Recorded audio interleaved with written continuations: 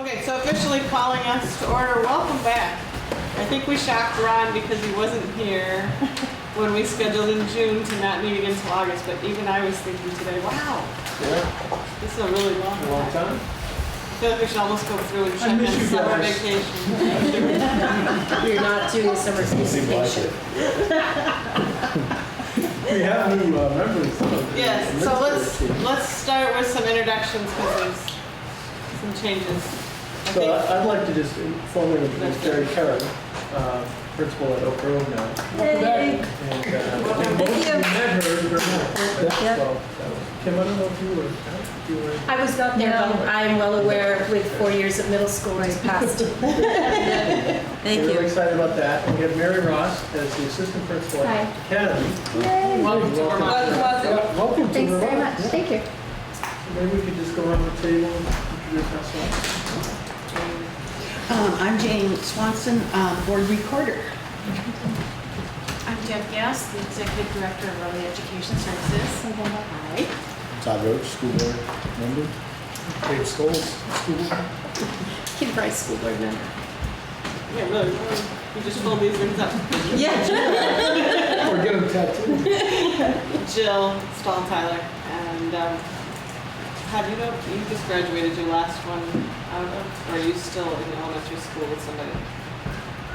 No, right? You graduated like Eighth grade in middle school. Yeah, I have an eighth. So I'm the only one with officially one left in the elementary school, and it's actually she is at Academy.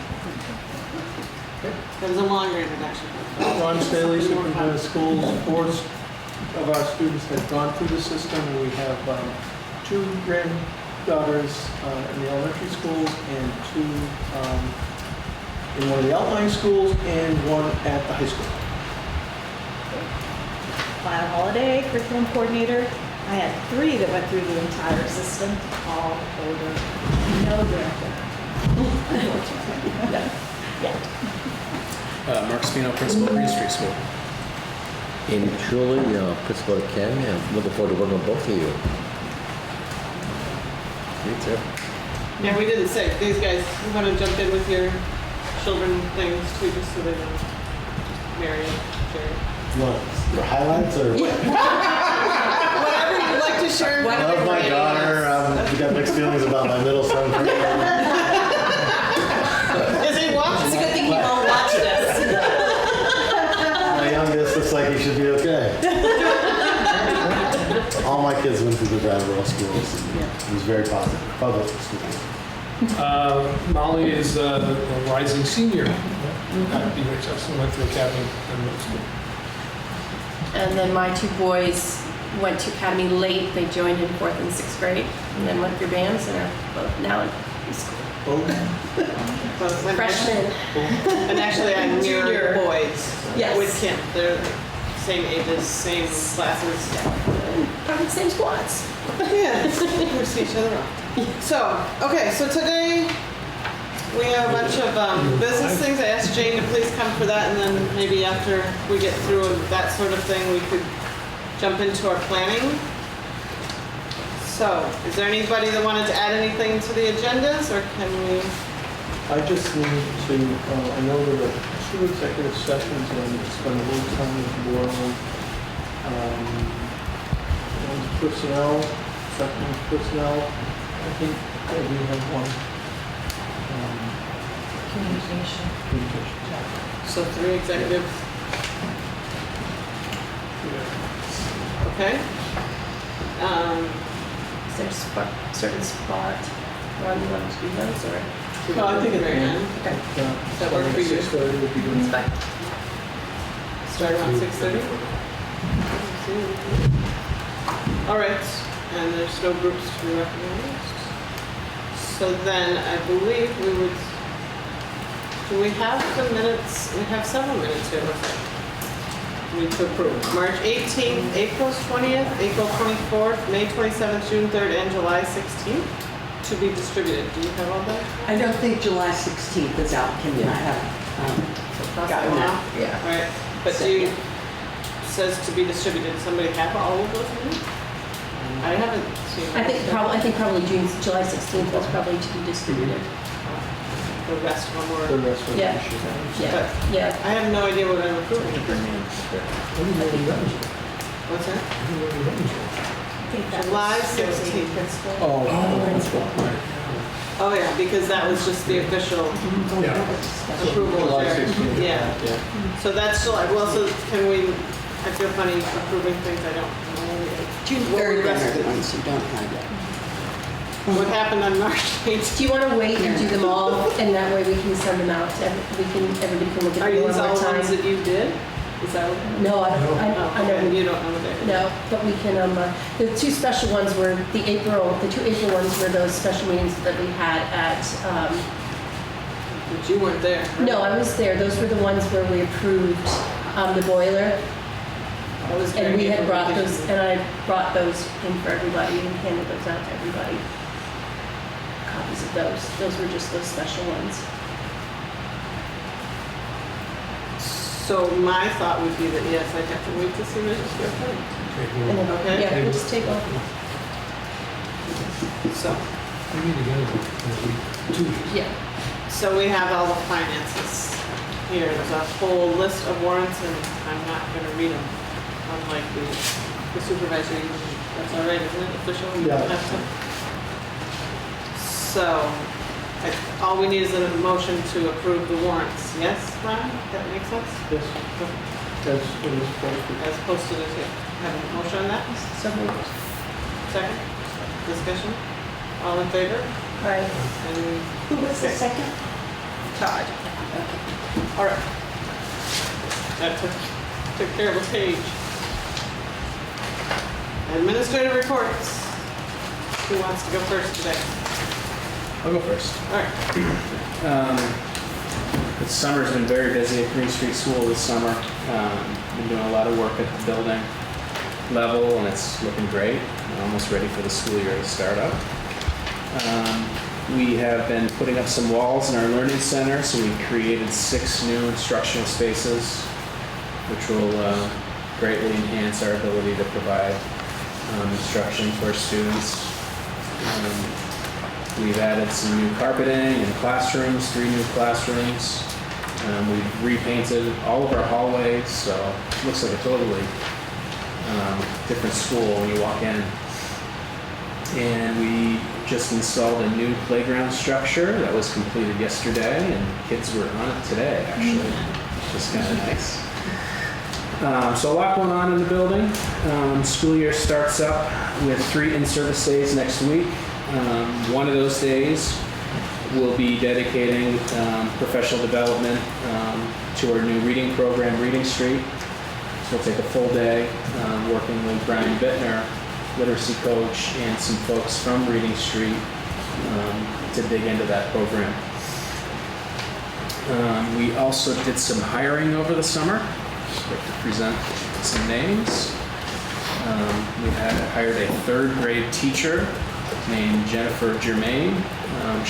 Jen worked for 10 years at Owl Tree Nursery School, and just last year was working at Academy School. She would be a great addition to our staff. Send her resume around.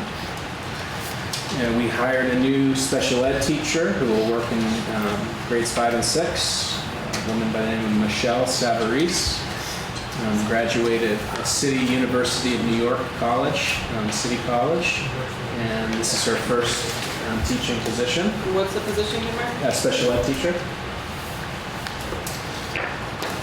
And right in the beginning of the summer, we hired a new phys ed teacher who will also work a half day at Oak Grove. Matt LeBlanc. He's a local kid. He's been working for HCRS. Went to Linden State College. I'm really excited to have him join the team. That was he working with you? I remember. So yeah, but Leland Gray. He did some work at Leland Gray, yeah. You want to do that? Sure. Yes. And that's about it. Also this summer we had some folks from the Wyndham Regional Commission met with me and Frank and Kevin Struthers, our head custodian at the school, doing an assessment of our heating system. And looking to see if wood heat would be a possibility for the future. Our boiler is 37 years old, and it's getting to the point where we need to do. Did they say what the normal life expectancy was? It's towards the end of its end of Those the are road. ones that they go on forever because you just keep putting new sections in. Spend a lot of money though. So Jill, you were on an email with kind of a brief summary of that. I'll do some more work with Frank, and this will be part of the, I think, budget discussions throughout the beginning of the year. So this isn't eligible for any grants or anything, it's, It may be. okay. Yeah, there's that's probably why this was there, because we got the wood heat, modern wood heat grant. Yeah, And exactly. that covered part of the cost of the area. It's for all schools and municipal buildings that it works for. But very busy, productive summer. So are you before the school year. fully staffed with your 3 hires, or are you still looking for any? We have a paraprofessional, a full-time paraprofessional position, and a part-time one. And hopefully we'll be able to wrap that up next week. Okay. Well, speaking of wood heat, we fired up our pellet boilers today. On Monday? No. It might be cold this afternoon, Linda. You might be thankful. So we had, the pellets arrived, then we had all the installers and everyone there today for the official start. They're beautiful units. The 2 350,000 BTU units that are ready to go. And in addition, there's a oil boiler. So for backup, the idea is 80%, thereabouts 80% wood pellet, 20% oil. That could fluctuate if pellet prices were to go way up or vice versa, or there was any repairs. So it's a great system. I think it's going to really do well. Is Ricky happy? Looking Yeah. forward to not coming down and resetting it in the middle of the night all the time. Yes, it's totally state of the art with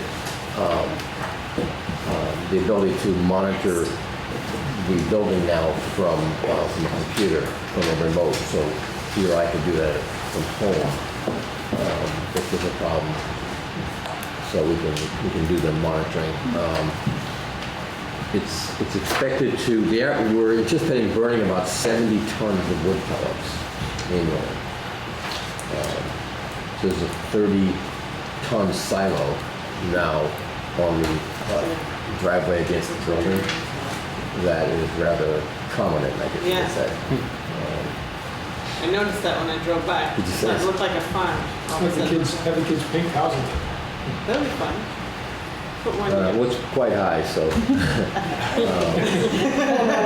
New jump? so there's we are going to fence it in. I think next week we're going to have a company come and put a fence around it because it could be a potential hazard for kids. If you can't climb, there's a ladder there that is, They would climb. the bottom rungs are secured, but it wouldn't take a whole lot to get above the bottom rungs to get up and climb up there. And it's 20, I think it's 25 feet high. We wouldn't want kids up there. So that's set to go. And in general, the building is really looking great.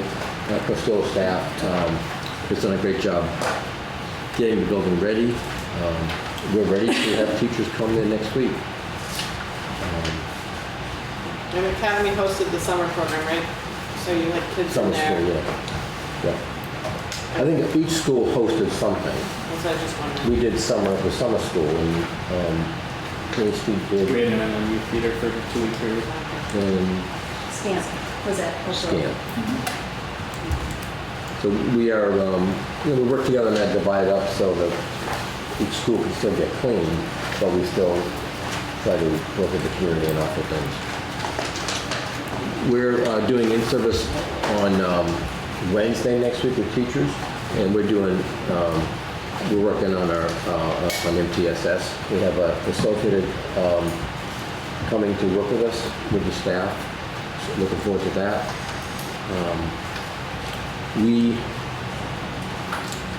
We're in the middle of hiring some paras. Greg Stoller, who's been with us for 6 or 7 years, has worked in the STEP program. He's our BCBA, our behavior analyst. And starting this school year, he'll be 50% at Academy and 50% at district-wide. And sort of in return for that, we're getting a gentleman who worked at Oak Grove, a special educator by the name of John Sessions, who worked at Oak Grove. He's pursuing his PhD and will not be available full-time. So he's going to work part-time at Academy. It won't be with behavior students, but he'll do a lot of testing and some other special ed things.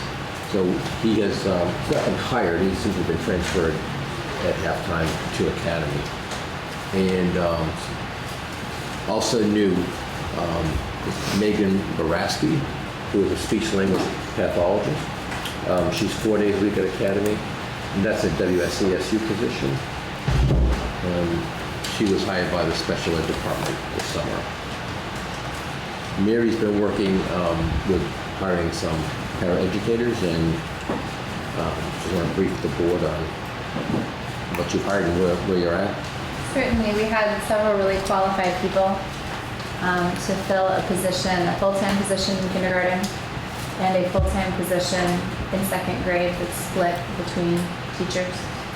And we also have 2 part-time positions, one at the 3rd grade level and one at the 1st grade level. And I was pleased to fill the full-time positions this week with some great people with good experience.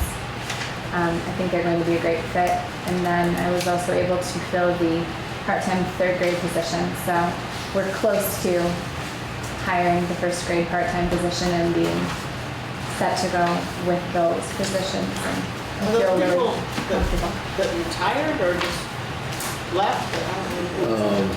Let's see, well, one of the paras was Jenny Germain, who Mark hired. One retired.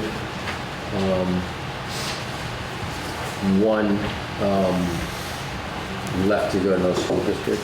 And I lost track of the other one went to, but so it's just normal attrition. But coming around, these are folks that we hired over the summer that after the last board meeting. And of course, the first one coming around is Mary Ross. I think I sent all of you her resume electronically back in early July, perhaps? Okay. And then the second one is a joint hire. That's our Samantha Lee Fowler, the instrumental music teacher.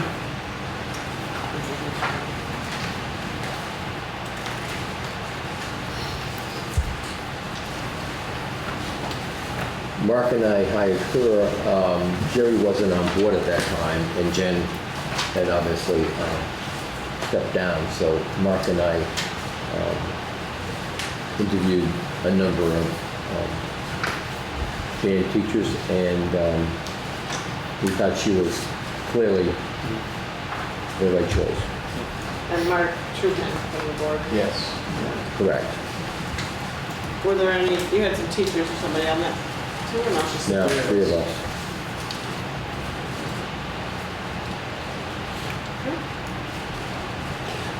So Samantha Fowler's a music teacher at Academy? Instrumental music, and all 3. Okay. Okay. Right.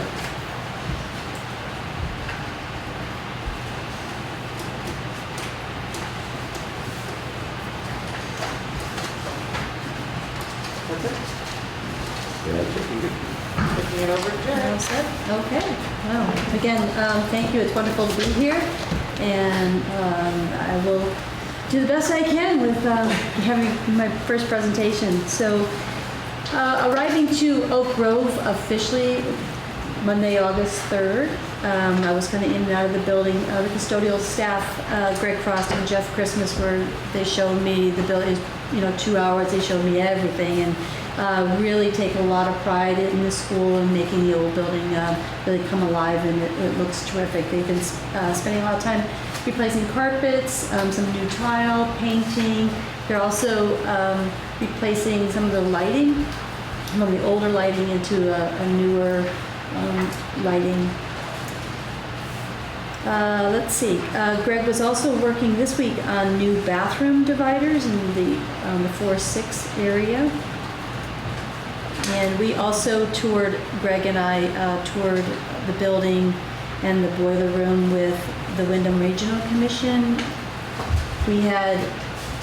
There was a group there apparently a couple years ago that I don't know if it was when the boiler had crashed, but a couple years ago when they kind of came in and they did an energy efficient report on the entire building around windows and the boiler and electricity and stuff. I think that's the one we saw where they talked about snow coming through those glass block windows.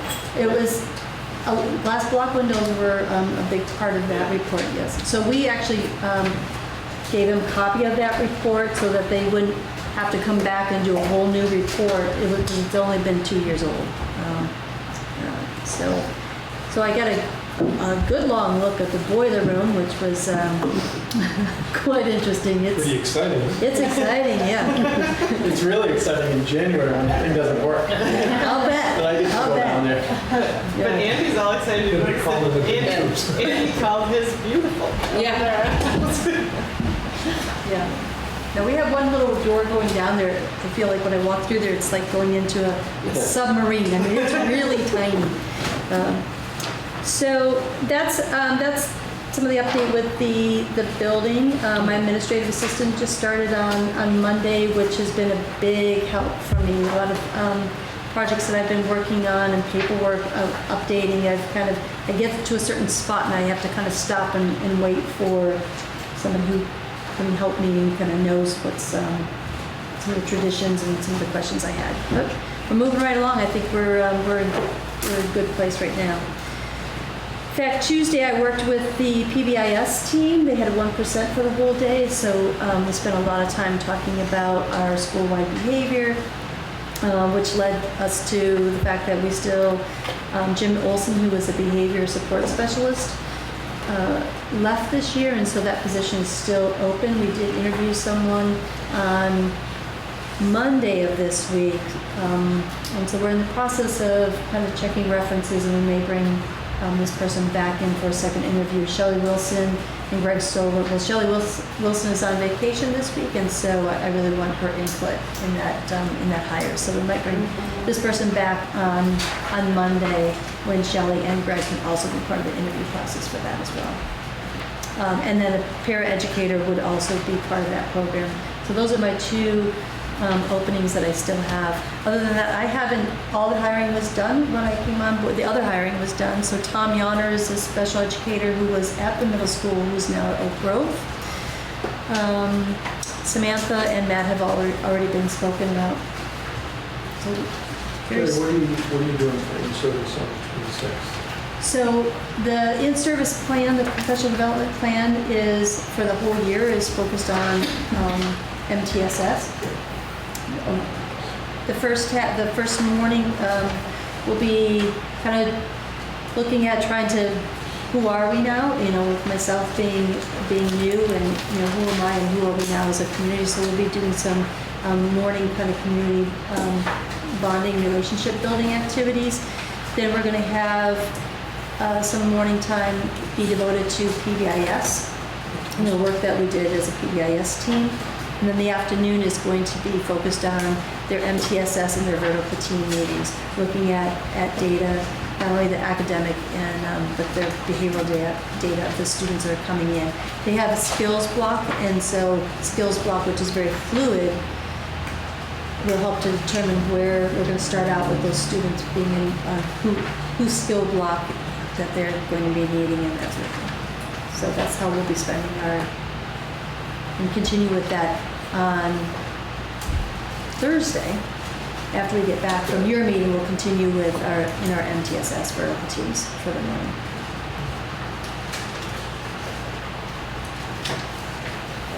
Okay, so here at Early Education Services, we are in our 4th day of our in-service training that encompasses 2 weeks. The highlights are now past the schedule around. I apologize that it's a little beat up and I have notes on the back, but we did an all-staff retreat on Monday with a focus on team building, which was great. We did some training on Tuesday around ethical dilemma and professional behavior and how that connects with the National Association of Education for Young Children's ethical codes. This morning, we were at the Brattleboro retreat with the Department of Children and Families to learn about child abuse and neglect reporting and many other issues around that subject. And some of the folks are still there in a workshop discussing how to work with some of our parents.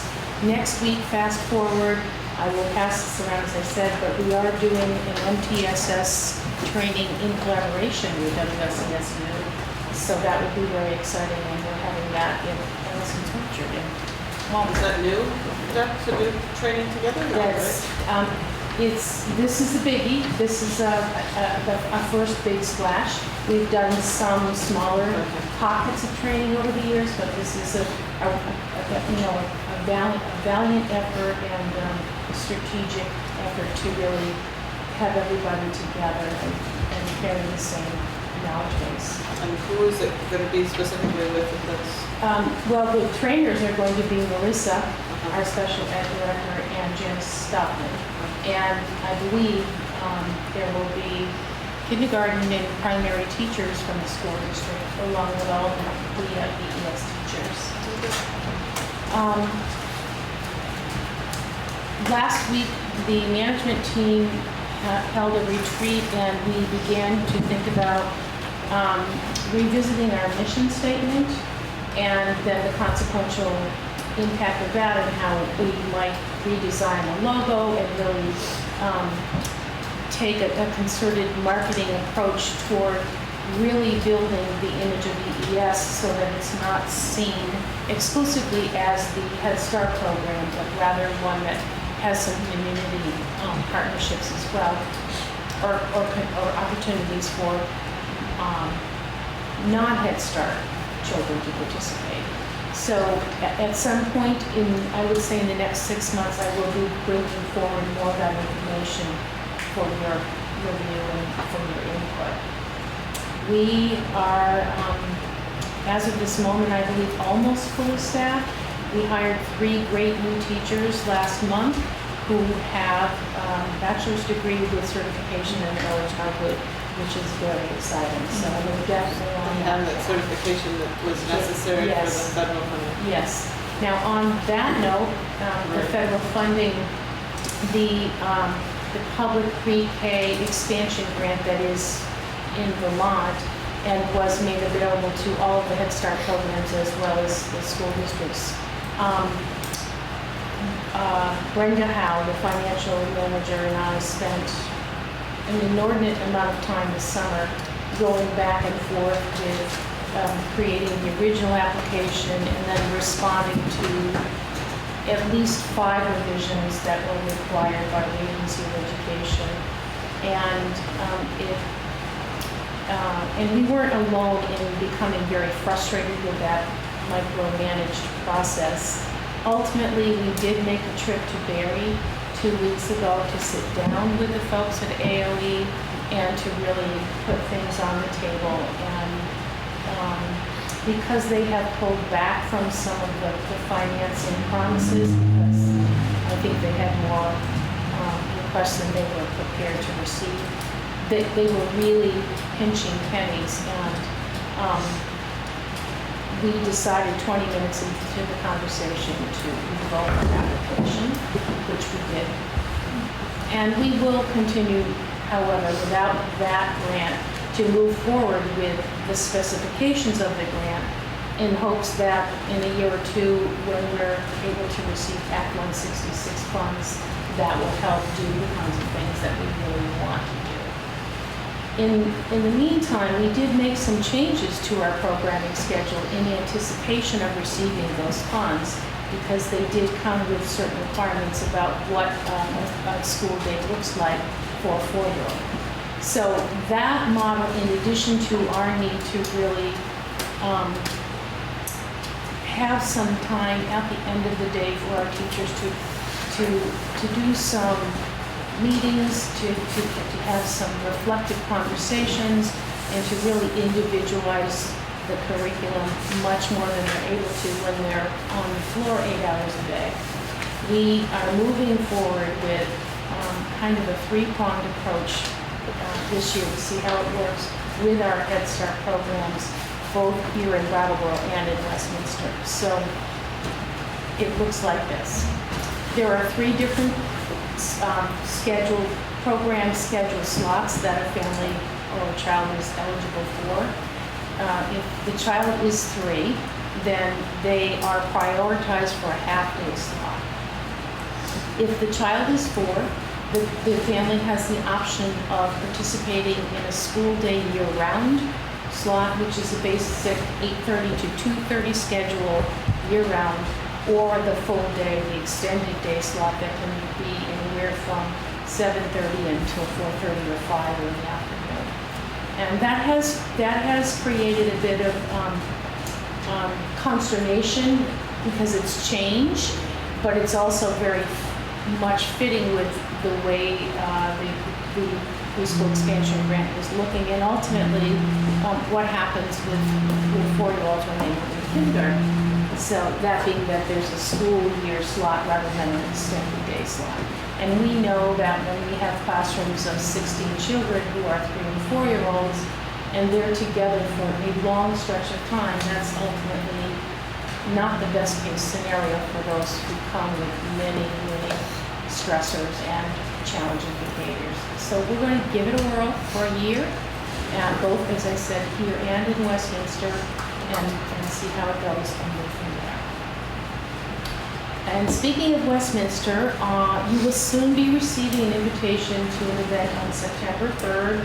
It's somewhere around 4:30 in the afternoon until 6 or 6:30 in the evening to celebrate, finally, we have our full staff for our new Early Head Start classroom. You can come, you can see the classroom, you can also see the Head Start classroom, our adorable playground that's part of that, and the renovations that we did to the building that you own, and meet some of the families who will be accessing that program in that location. We've invited neighbors and friends and legislators, and we will be providing pizza.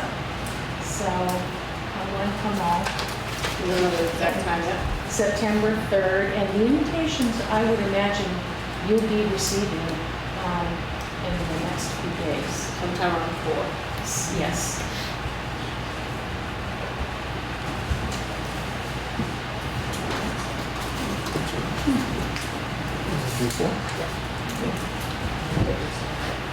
So, Title I oversees the summer school in Scamp that we've heard about already. We've gotten really good reports from teachers that worked in both of those, how successful they were this year.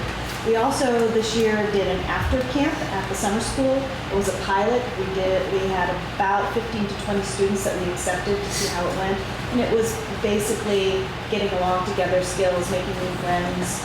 Though they did spend one day each week going to the pool. They worked out with Brattleboro swimming pool, so they went to the pool one afternoon, did some afternoon arts and crafts some days, different things like that. And that was also very successful, well received. That was run by Tracy Benet and Andrew Catmull. Next week is our intense week for the Curriculum and Assessment Office. On Monday, we have our new hires breakfast. So all new hires throughout the WSSU are invited with their mentors to come, and Ron introduces our SU, the different schools, where they are. After that, for the new teachers, the mentors leave, the new teachers stay, and we have the mandatory hazmat and bloodborne pathogen training for them. The next day is Tuesday. We have new teacher training, and that's when we introduce all the different programs that we use. So they'll learn about our email system, how to get a substitute, all of the things that we do, different reading programs and math programs, Google Classroom, that type of thing. Also on Tuesday is the new para training, where they are introduced to our supervisory union, and they do the required hazmat and bloodborne training as well on that day. So we try to get them all, get it done all at one time. So that's good. And then I think you talked about the other thing is the Professional Development Day, which is Wednesday, which also is our purview. And this year, with the exception of Green Street, but it's going to be a reading program, everybody is really focused on multi-tiered systems, or either through the academics or through the behavior piece, and some of both. So yeah. Just want to make a comment as a parent of the summer school program. It's fantastic. It's really, really well done, the feeling of it. And I don't know if all of us, I don't know, can't really have a meeting during that time, but if at some point over the summer we can stop by and see it, it has a different spirit about it that really is warmly received by the kids that do it. My daughter was being teased by her brothers that it was summer school and all that, but she really likes it. She doesn't want to admit that at first and all that, but she really enjoys it. It was fun last year at Green Street. She had a great time at her own homeschool this time, but the way the you guys do a great job of moving the teachers around and different paras coming in and different. But they just The teachers are fantastic. So I'll just add that when we have our welcome breakfast next Monday, we have 35 new teachers and administrators, certified staff that we're welcoming into the district. And that's been the trend. It's been about 30 people every year. just for our schools. Yes, SU. How many people employed in the whole SU? 700 plus? So 5%. It's a nice mix.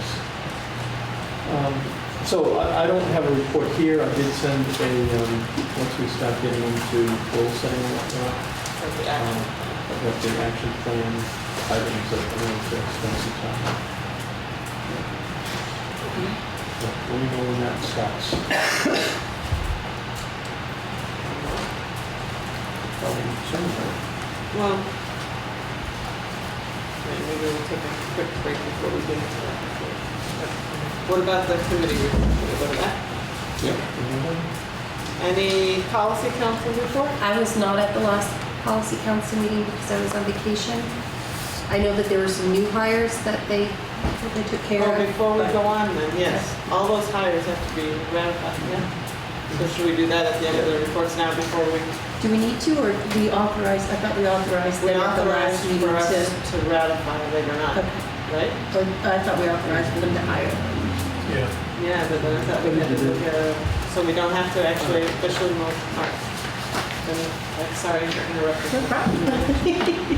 But I know, That was it. yeah. It was a brief meeting. Yes, special meeting for hiring. the new hires, so. Yeah. Okay. That's it. So Energy Committee, Did that meet? put the boilers up. Or was it? So now the next one that might be thrown is any other boiler projects that come out of these. Well, both. I hope we're gonna have them both audited and see if it's available, because there's a lot. And Frank will speak to that. Okay, so, Want help with it? No, you need it. finance, Mark's not here, We have a meeting coming up next week, so. but Frank will be here shortly, so anything, diversity? That's you. We've not met since June. I'm invited to some sort of a supper next week, is that because of you? What is it? I don't know, Curtis Reed, diversity type supper, no? I'm not sure how I. It's a round table. Did you put my name on? I don't know how I got on the list. I didn't put the name on, but I got the same invitation, but it's a round table. there's a question which escapes me at the moment, but you're supposed to come prepared to discuss that question. Oh, would be good to have that I question. can, Okay. if you, it's in your email. I didn't get an email on it yet. I got a piece of paper and I had 3.5 weeks of vacation and I kind of went through the paper too quickly. So I'll find it for you. I'll send you the email. You know the date of it? it's Wednesday, next week, the 26th. Yes. But I didn't know whether that had to do with this diversity. That's what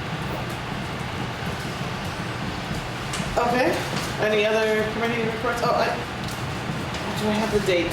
For Mark and I are working on the endowment fundraiser, and we have a comedian fellow coming and a comedy night. Aha, so we should all put down November 6th at the VFW Market. Gotten us a great rate there. And we'd love to see November everyone. 5th? November 6th, it's a Friday. And I will come with tickets What time? very soon. I believe we're starting at 7. But there's, I think it'll come a little bit earlier for all the extra things you can do with a fundraiser like that. Just to put on there. So that would be from the endowment. Unfinished business. The hiring of new staff. It says ratification needed, but no then. But that's reason. No? No ratification needed? If you want, you could do a blanket approval of all the summer hires, just to be safe. If you feel like you need to. I move we approve the summer hires as presented. Second. Discussion? All approved? Aye. All right then. Other? Any unfinished? And moving to new business. So I think we can kind of skip new business until, because the executive session is A, and next agenda items we'll do at the very end. So then we would skip forward into planning, yeah? Oh, we should meet more often. What is going on here? Okay, so then let's kick it to you first, Ron, if you Okay. wanted to do this part.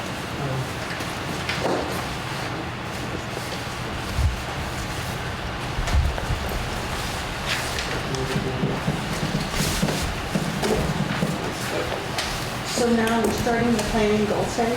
Well, I think Ron is kind of not on planning and goal setting so much as an update, right? Well, I thought, Do you want as I James said- still here? Yeah. Yeah. Okay. As I sent out in an email, I think before we get into planning and goal setting, I'd like to review the goals, the WSESU goals, to provide a context to the work that we're about to do. Try to be brief when I go through this. There might be one that's single-sided, but you should take the ones that are double-sided. Yeah, I put the single side on the bottom. That's what would be better. It's just one sheet. Yeah. Let's see back side look like. Yeah, there are two sides. Yeah, so you need to do the second side. The last sheet, There you go. They're in the very You're good to bottom. go, yeah. unless you want a double-sided, there are enough. No, but More room to take up. So in the past, you've seen a document like this, Yes, it's quite the document. which is, it's got the needs identified by data, SMART goals, action steps, persons responsible. Last spring in April, we decided let's create a document that allows us to be a little bit more focused. And so these were, I'd say, highlights of the action plan that the leadership team throughout the whole SU, including Brattleboro Town administrators, were reviewing. So 3 basic goals: safe and healthy schools. Second goal, student learning, and third on the back is leadership. And I just want to run through a few of these. I'm not going to read the whole thing, but if you look at number 1, safe and healthy schools, school will create and implement programs to emphasize education about sex, sexual orientation, harassment, supporting social competencies. This includes social skill programs for students requiring modeling, guidance, and practice. Schools will use WSESU Equity Coordinator to help implementation, need to address online bullying. So that's something that has been on the radar for a long time. We do track a lot of information in terms of harassment reports, bullying reports by school. I don't have the actual numbers this year, but they are reduced quite a bit, and I think it's because of the vigilance related to this. We just finished our middle school leadership program that we've done annually at the beginning of August. We had 2 detectives from Brattleboro PD come and talk to the students about cyberbullying, online bullying, and I thought that was really effective. Students will start working with that material that they developed during the summer to work at their schools on their own action plans related to these sorts of topics. So, What age do we start worrying about cyberbullying? I think, I think like early. I think But as soon as the clearly, child can, 4th and 5th grade, when we do the workshops with the middle schools, the younger students, 4th and 5th grade, those are topics that come up. It could be younger, but I think at least by 4th grade.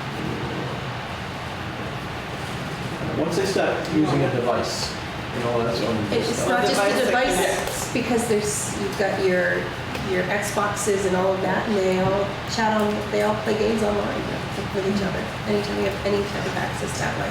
We did workshops last year with Green Street students, with Brat Police as well, and we started at 3rd grade, 3rd through 6th. Yeah, really, the reason for my question was kind of a checking of my household normal with the rest of what people are seeing in the schools, and like what age does this start?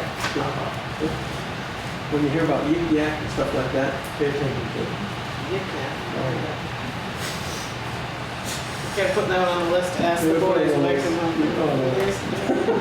home. So number 2, school leadership teams will facilitate a process of examination of school climate surveys by staff and students and develop action plans to improve outcomes. So again, that's been a big focus of our work along with students. And during the summer into the fall, students are really looking at the climate reports and survey results and making sense of it and working with their staff members, teachers, to develop their action plans, and I think that's a really good approach. I'll skip down to 4. Individual school budgets adequately support personnel and programming necessary for sustaining safe and healthy school environments, including discussions on behavior. That's from our own leadership team, discussions about PBIS, trauma in the schools, behavior interventionists, and taking some specific actions related to that to support students. But again, I think, this board has been very supportive in terms of the resources that we need to support the whole safe and healthy school area.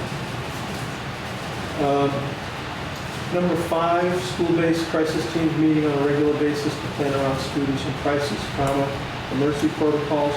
Last year, you saw the Brattleboro Town emergency plan. This year, it's evolved quite a bit, and one of the things that we did at the end of June, right after school got out, all the principals were involved in the emergency planning training. It's called the ALICE plan, and it's alert, lockdown, inform, confront, and evacuate. So we had a 2-day training that we will clearly need some follow-up activities related to that, and I think the way we left it in our leadership team in August was that the high school, with some of the resources that they will have, will start introducing the concept to their staff and students as part of their regular lockdown drills. Every school has to do 6 lockdown drills. And then the smaller schools will be utilizing some of their staff. The school resource officer, the head of security at the UHS, to work with their staffs in terms of introducing these concepts. We're working with the Brattleboro Town Emergency people, Peter Lynch, Mike DeConsi, the police chief, to integrate that into the system. So we're taking a slow approach. I don't think there's anything radical about it, but we want to make sure that staff understands the concept and then introduce it to students as we start with lockdown days. So we'll give you more information as we go. What do you mean by introduce the concept? Because they're already doing lockdown. They do, but the concept now is, in a lockdown classroom, you all go into the corner, stay quiet, no communication, wait till the thing's over. We've done some,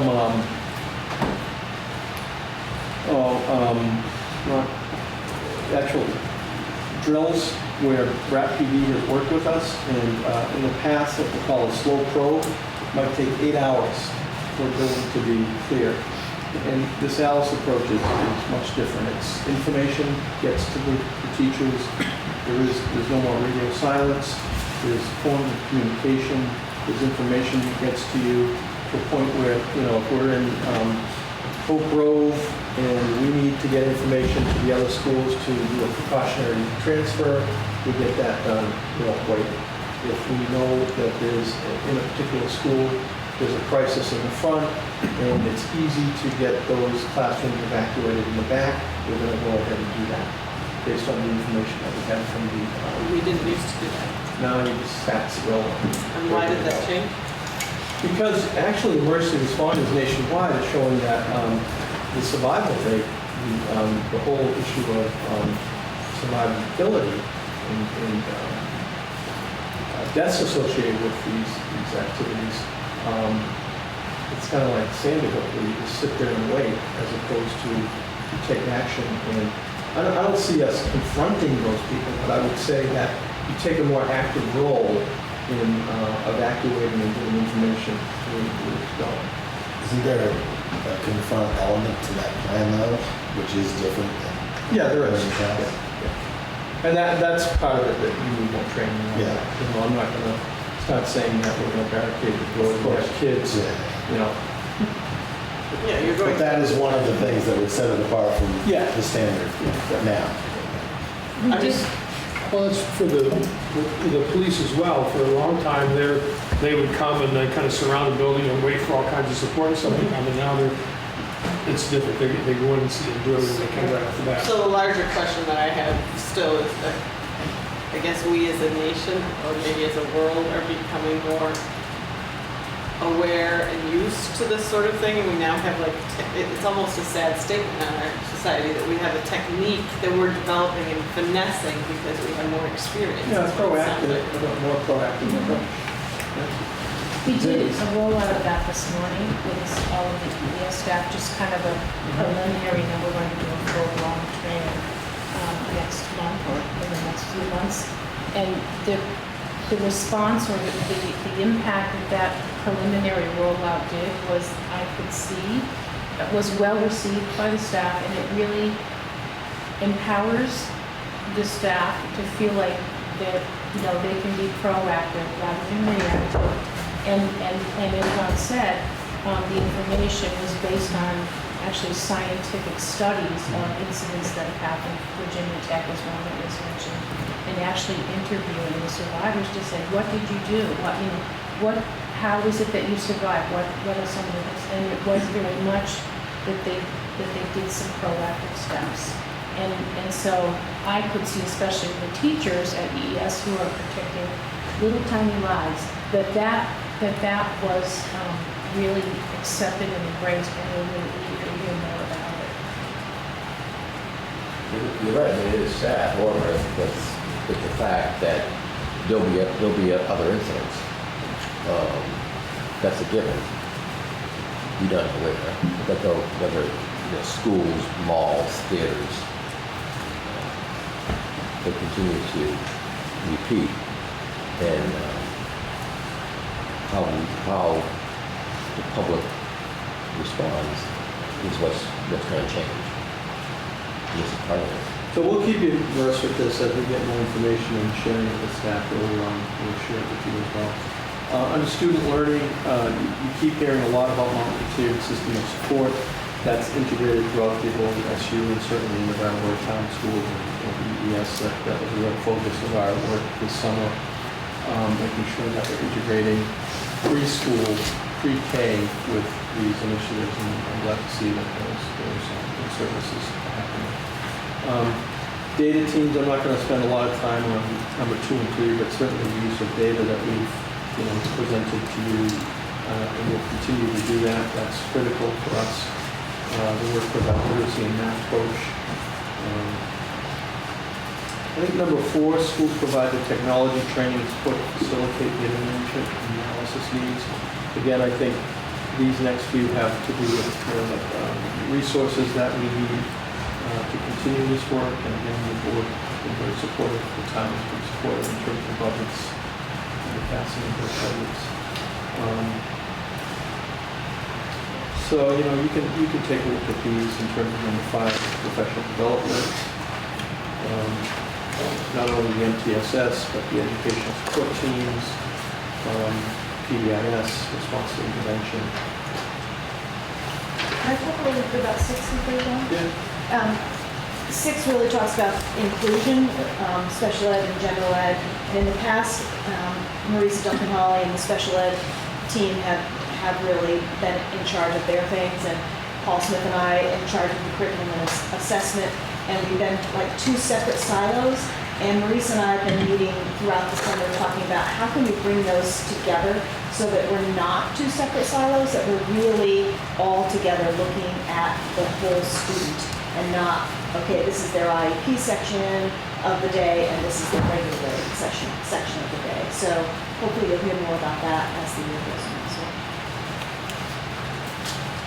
The concept related to that, we've been starting to talk about with Deb and Only Ed Services is thinking about the Head Start classrooms and how we might be able to have those classrooms in our schools. We know there's a space crunch in some of the schools, but I think we're really looking towards next year having more of the Head Start classrooms at Academy School. Probably the year after that, maybe go for I'm not sure if we can figure out Main Street wants to use Palace House for something. But that's another way to really integrate and include students that there's the Head Start population and there's the other preschool providers that we work with, and it'd be nice to have a good mix of students to continue that right from the beginning. And then the second page with the leadership, using data collected for each school to develop parent participation structure. Lyle's been working all the time on the Title I parent education involvement with establishing strong relations in the school community, ways to support parent involvement in Title I parent education. Number 2, we really always work to increase student opportunities for student leadership activities. And number 3 is the ongoing professional development for board and administrative staff in terms of their roles and responsibilities, focusing on positive and respectful behaviors to implement the school's mission. So that's one that's always really important. These are supervisory union wide, not Brattleboro Town School. They're not the supervisory union, but they're all part of an adopted plan that every school action plan ties to. So none of the schools would say, well, no, we don't do that. They all do that. And they work on that. They do a good job working on it. So I just wanted to, give you that as part of the context of the discussion about, goal setting and what's on your mind. Okay. So I had sent around, I think in June, and then again just recently to all of you, but I don't know. Jerry, I did get you the second time. Mary, I don't have an email for you yet, so you have not yet been inundated by any email. But I had thrown this out for you all to think about the August meeting, and hadn't heard back actually from anybody. So I hope that this is what you... Oh, I didn't hear back from you. Huh? What? That's why I did this. Oh, well, just this last week. Yeah. But That's a response to your email. from June. It's just, we just agree so much with you. So I'm assuming... I thought, sounds really good. You didn't get that? So if you have other comments, I guess you could throw them out now. But anyway, so the thought was when I said, how do we spend our limited time? It's limited today, but it's always, we have our meetings over the course of the year. Quite often, Jerry and Mary haven't been here for all of them yet, but sometimes feel like we are pushed to get everything out that we wanted to discuss. And so then the question becomes, where do we want to spend that time? How do we want to focus it? So there was a suggestion, actually, I think someone threw out that you want to talk about, what was it, 6 weeks or something? That every 6 weeks you would change the topic and you would maybe intensely look at something and say, well, what exactly is happening in that area for a certain time? And maybe it would be 2 meetings for us. So we would be able to say, we want to know about this, and then you could come back the next meeting and follow up on that. It's just someone throwing that out at some point. Should we change our meetings in any way? We spend a lot of our time right now, well, and we could look at the timing of them, but I think that's fairly well set, and hopefully that works for Jerry as a new person to the group. That right now they're on the first and third Wednesdays. 5 to 7. to 7. Although I think Ron said once they're supposed to do till 6:30, is that? Yeah, that's good. Roughly, it's usually 7, and that seems to be my experience in any group, that if you say you get till 7, people stay, that's what we all think. If you say 6:30, That's why I said a little long further. But do we want to, we spend them roughly on this same agenda type that's on here, where we spend some time, we start out with noteworthy accomplishments with going around to each school and thinking about that. Is that the way we want to keep going, or did we want to adopt some sort of a theme, and then we would focus our administrative reports around that theme? I don't know. In the past, we have included some topics on. Yeah, I want to get to that too, from what we have. And that's my next question. What topics do the administrators believe the board should know about the work that they're doing in the school? And certainly we can look at the past topic list. But I thought maybe if we didn't just look at a list, we might think off the top of our heads, where are we wanting to, where do you guys want us to focus and think on and know about of the work we're doing? And maybe what do we want to know more about than what we've heard about before? Another question I'm harping on a little bit here is, can we create one monthly report that's the same for all 3 schools? And that also EES has a similar information, so that, bluntly, my brain can process it faster because it's all in the same spot. But it also seems like kind of a good time, because Jerry's new, we could meld those reports. I know it's kind of low on the list of Is priorities. that question because of the document or because of the time it takes? Both. I mean, the time it takes could just be when it's being presented. We're really just going over highlights that are new and different, and then we can get the, I like having the information, but I don't need someone to read it while I'm reading it at the same time. That might save some time. And that's really close to being consistent. Well, of course, now that Yeah, Jerry probably has the same report form in the files there from. But like, it's important for us to know like how many kids left or came, because we spend a lot of time talking about that as we get ready for the. And what that means. school program. But I can read that. I mean, Yeah, it's the information we need there. I don't necessarily need someone to read that off, but Right. it should be in the report. And the reports aren't quite the same yet. We're getting close. They're- They're yeah, getting they're really closer, but if they were all, if you just use the same format, then it'd be really easy to compare. No. Well, different, I mean, and some of it can't be the same, because like you have a restorative justice program, and other schools have different things, and I like it when you stop and highlight that and tell us about how that process is going, but again, if it were, that part would be different, but. And the EES That's pretty report easy. that Deb gives to the policy council, and you haven't always brought to this board, right? Not to the degree that I would policy council. But that report is really helpful, Oh, right. and maybe the principals would want to You see mean that the too. monthly report? You should be receiving that via email. Yeah, Yeah. yeah, I don't know. with the kid, number of kids went to the Yes, dentist. yes, Okay. yeah. Yeah, I mean, obviously you guys aren't gonna tell us who went to the dentist on an elementary level, that's different, but it has,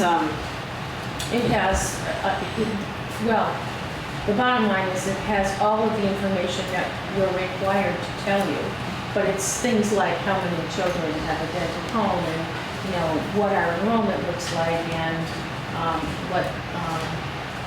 how many meals we served and just a caveat, I mean, you know, how we're doing with income actually, that's right. significant. So anyway, let's just chill harping there, so. And what are the measurable impacts and outcomes that we can look at? And so what, we talk about that every once in a while, but is there something that we want to put into our work plan that, okay, we want to look at X number that's measurable of something, especially Ron, with what you're giving us, you know, any of these goals in the action plan? Is there any number that we want to look at? And some of that we already, I'm not suggesting we haven't been doing that. So anyway, the thought process was to talk about that a little bit first. 5 o'clock, which is in about 50 minutes, we would break for some sort of food, which will be out there. And then we also, I'd suggested that we talk about some preliminary thoughts and discussions about the budget with input from Frank, particularly as to how this law affects us directly and what our total expenditures can be. I think that will have some impact on us for the next year. And then perhaps at the end, I think it's good to be updated about the possible union consolidation, any inputs from Frank on financial impacts on that, list of programs currently carried out at the various schools and supervisory union, updates from the Agency of Education at state level, or any thoughts from the Vermont School Board, just what is happening.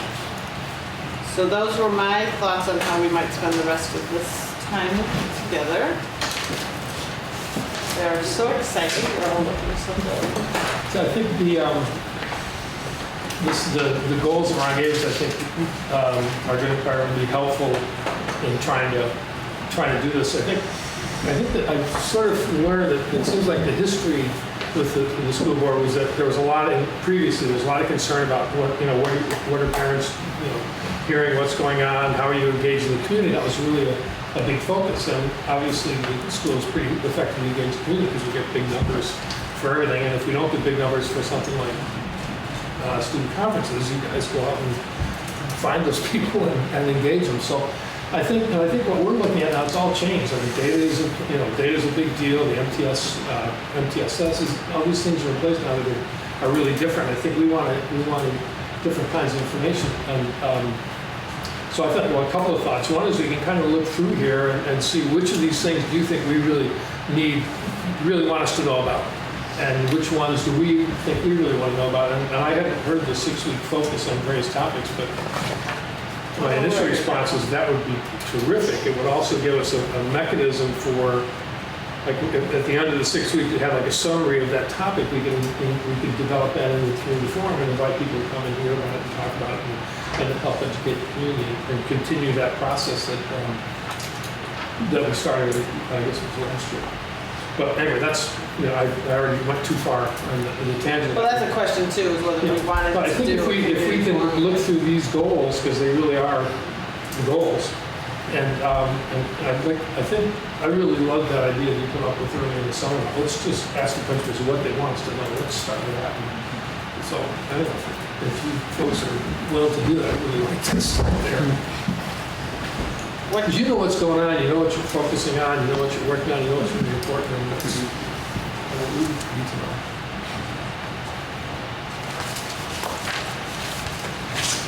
Do you feel like we, get that with the reports, with the school board reports? We don't get, like you mentioned some of this, I'm just looking at these goals right from the top.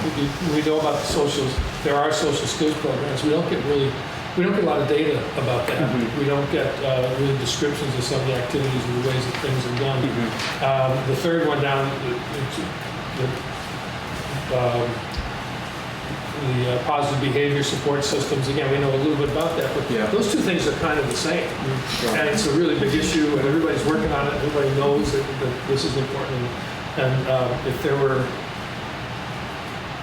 more data about that, Yeah.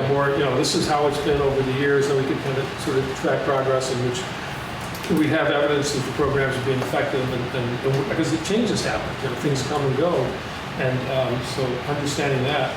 Another thing is in terms of the student learning part, all the data that we have, the teams we monthly examine multiple sources of assessment data, but the only data we really see is the formally NECAP, common core results. We don't. I know that there are charts on walls and lots of things going on, and things I've already forgotten the names of, but we don't really get that. We don't get that, and we don't present that to the public either. So I think, the more we can see or hear about see measures of what's really going on, the better. It's just, what are the things that, that you can do that with. Yeah, I mean, I think about, like, one focus would be looking at the student climate data from last spring and tying it into the PBIS numbers. I think that would be something To see the effects. Yeah. Do you feel like an overview of what PBIS is and how that's working? Is that needed, or do you Did we feel get that? solid? Did we get that? I feel like Shelley had done some I of was gonna that. say, I think, didn't we touch on that and that it was really eye-opening that you and I were commenting back at that community forum? Yeah, community forum we talked about. But that makes me think, because you and I kind of turned and looked at each other at one point thinking, wow, it was one of those moments where Jen did one of these in this room at 1.2 for us, where I said, oh, here we go, I'm thinking it's going to be this other boring little thing, and then suddenly a light bulb finally. So sometimes for me, what I need to really get at is the anecdotal type real life instead of the, it's taking a child that has a problem and then doing this and this sort of an intervention and then responding with another intervention, but I don't know what that means. I need to know what the problem was this and the intervention was this, just so I can't wrap my mind around it until it's more concrete maybe. So more like a scenario. This is what happened in the classroom. And I think that's what happened in that conversation that was going on at the community forum that was really eye-opening. I think that's a question for us all too. The community forums that we did last fall, some were more attended than others, whether they were the topics people want to know, but is that something we want to do again? Was it a good idea to reach out to the community and do those? Is it worth the effort? A lot more effort for staff than it was for the school board. How do we measure how successful that was? Good question. But again, I don't want to get off the discussion of the goals and clarifying the But goals. it's so part of the it's goal part of what we're setting, doing. if our goal is to engage the community still and inform them what we're doing. Definitely we have a budget that's going to be increasingly difficult to pass and increasingly tight. And last year's town meeting, there were a lot of people that commented how much they appreciated hearing specifics about what goes on in the schools and the effect of the poverty rate that's changing in the town, and how there were a lot of people that said, I had no idea. And Andy's comments in particular. And I think of that myself as a parent that's in the school building quite a bit and sees, has a lot of kids around me, but I'm in that building and there's stuff that you guys say at these meetings that surprises me. And then I think of like who's in the town representative meeting. If I'm surprised, somebody most of those people don't have kids in the school system directly. They're going to be even more surprised. So whatever we need to know to make those arguments are also valid things to put on here.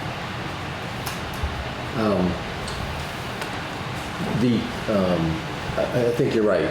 We had a lot of good dialogue at the information night and at town meeting with the reps. We had this year, this past year, we had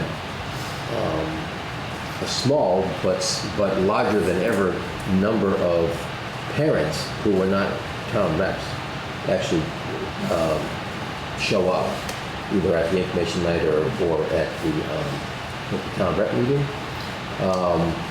And it made me think that perhaps we want to do something for parents.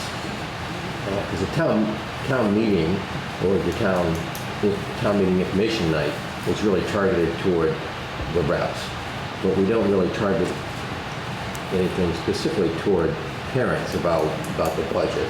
And we often, lately, we hear a lot about why we, have to keep the budget tight and so forth, and the taxpayer, but what he's not weighing in as a group anyway. I'm not sure we're giving them enough opportunity to weigh in on the parents. How do parents really value our flex program, our language program, the small classrooms, and so on and so forth. And I suggest at least give some thought to doing, if we do a community forum, let it be on budget. Perhaps one should be on budget and really invite parents specifically. And we did bill that one as a community forum that people could come if they weren't just town reps. So maybe that was why we did get a little bit more participation. That's right there at the top of that leadership list, parent participation structure. So improving it, developing, improving that strong relations with the school community. I wasn't really clear what kind of, because we jumped from data, specifically you're talking about, I think, the various data from Students, yeah. student data about performance, and then perhaps PBIS, but it wasn't really clear what exactly you were thinking about data. I think that those are two things. Those are probably the two biggest things. How's the learning going, and how's the behavior management going? Because those are the things that I think people, other than the cost, I think those are the things that people really think most about. So, and the question is, how can you present us or help us understand that, or help us oversee how that's going? Our due diligence that things are going the way they're supposed to go, and we can then present to the public and really demonstrate it.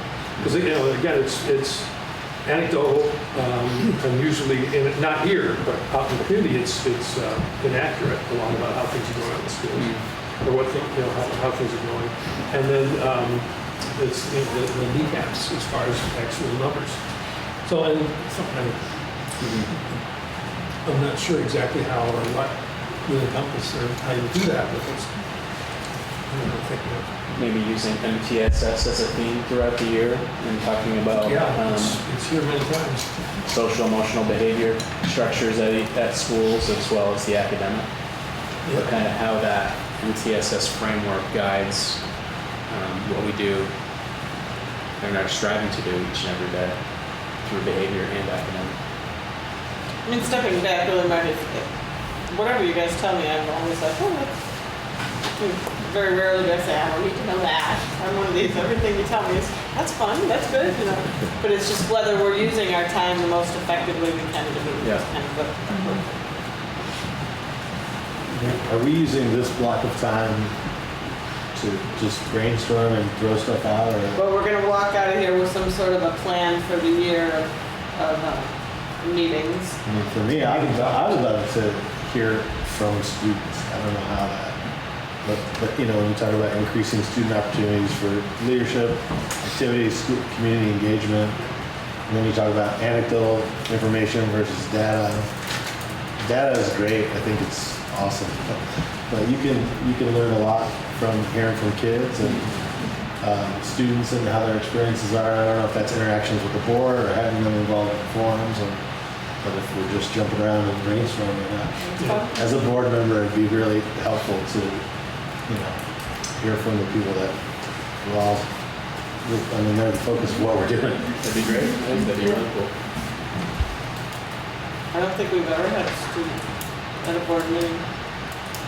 We might have to be real creative about how it's structured, because this would be very intimidating and maybe not that interesting for a student group, but maybe we could go into their setting, and in smaller numbers and interface with the group you know, 2 or 3 of us, you know, And then we at a could time. report on it. Yeah, we could report back to the whole group or something, some way to be on their playing field rather than them coming to us. To do video interviews and show it at the town meeting. That's true. Yeah. Do you think that the community forum that we had around behavior issues and challenges, do you think that that had a direct impact on, Budget. in the town meeting? Yeah, You do? absolutely. I think. Andy, what do you think? You were also in there? All I know is the budget passed. Like, went right through, so. There was a pretty extensive article in the comments, and a lot of people read comments about that. I think that did let it. Because that's part of what people were asking about. I'm not sure what the context would have been for them to ask about if that hadn't caught their attention. I mean, in terms of the forums, the only one that really seemed worth the work that was put into it was the one. On behavior. That she's talking about, yeah. That's what I think too. And that was the only one I saw, Yeah. so my impression was like, wow, these forums are amazing. Oh, that's what That was working so amazing. And they weren't very sparsely content. The concept's good if you can pick the right content and deliver it in the right way. Well, we were working with topics that came out of public meeting from the year before that we were trying to respond to.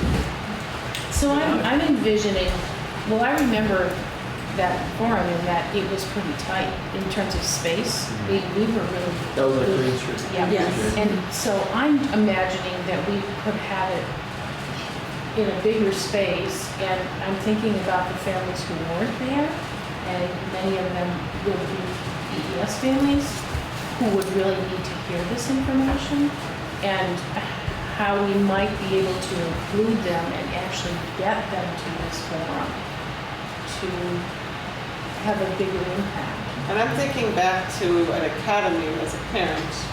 One of the really well-attended parent events was I think it was Greg that ran it, was kind of like a behavioral thing, but presented like, why is my child screaming at me? Or something. It was something along the line that the topic said, yeah, I'm gonna go to that because, you know, there was no feeling of you are a bad parent. It was and we school people know better than you. There was none of that. It was you know what, we all have issues that we have to face as parents, and this is kind of what the school is doing. This is how you can continue with that sort of thing. It might be helpful for you.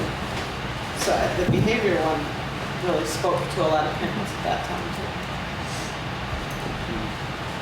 So I'm kind of hearing that in our planning for the year, perhaps doing one more community forum at some point on behavior would not be a bad plan. And I'm wondering whether February-ish timeframe, because that would be shortly before the budget, so that people might remember it again and focus. Or just whatever schedule you just come up with in February. I always think that's the day of the blizzard. I just choose February.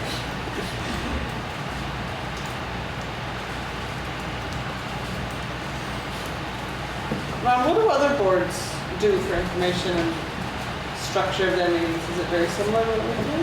Yeah, they've mapped out kind of topics that we've done in the past. They don't necessarily hold community forums, but, you know, Guilford had 2 parent information meetings about the middle school going to bands, so that was well attended. You know, other boards based on what's happening in the town will you know, invite community members to board meetings with a focus on the topic of interest. And they do reports from administrators and same sort of way? Well, the most, Have one the UHS 6 will have the 3 administrators who reports on. The other boards will be the principal and all of the reports. Now, are the individual schools doing, I know that we have the bullying, but doing parent informational meetings on bullying? Or is that a forum topic that we could do for parents? How to, Yeah, I mean, you know, some how to schools will address it have- if you have a bully, or how to see signs if your child is being bullied. Some schools will do that as a parent meeting. But I could imagine if we organized it, you know, we could have the Black PD representatives come, that'd be very informational for parents, good information. We've done something in Academy. We were talking about We did a parent evening, Three, cyber third to sixth bullying, graders. and then we did workshops with the kids as well, which is the 3rd grade through the 6th grade. So was it a workshop during the meeting or was it a workshop during the school day? The workshop with kids was during the school day, and then we did a follow-up evening for parents. Sometimes I like that as a parent, not just a school board member I'm speaking of, to know what the kids heard and how they're dealing with. It's really eye-opening. This was at bands, but it was really eye-opening to hear some of the parents' responses to what their kids were seeing for a lockdown drill and how they were affected. And I guess I never actually asked my kids what happened during the drill, so some of like what you're talking about now, I was not aware that they were. Well, I could see where it could be really, really a scary event type thing. So knowing as a parent more about what that happens and what you're talking about too of the proactive response, that's something that I would think would be good for parents to know.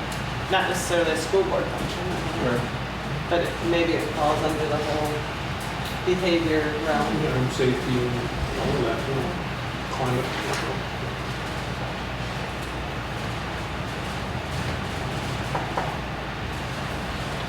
But again, I think that we should do this sort of not meeting for 6-8 weeks and then focus because we are so incredibly focused today in comparison to normal.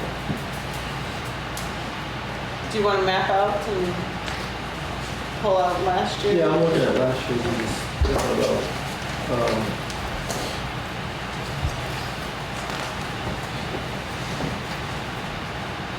we reviewed action plans in early October. You have the 1% funding that happens, we expect to take some time to review that. Then we had the first community forum in November. What was that one? No, actually, you had it in October. Nice That's the stuff. nice stuff. Fun stuff, nice stuff. It was after school enrichment, before school. Yeah. And then the next one was in November, the assessment. Oh, yeah.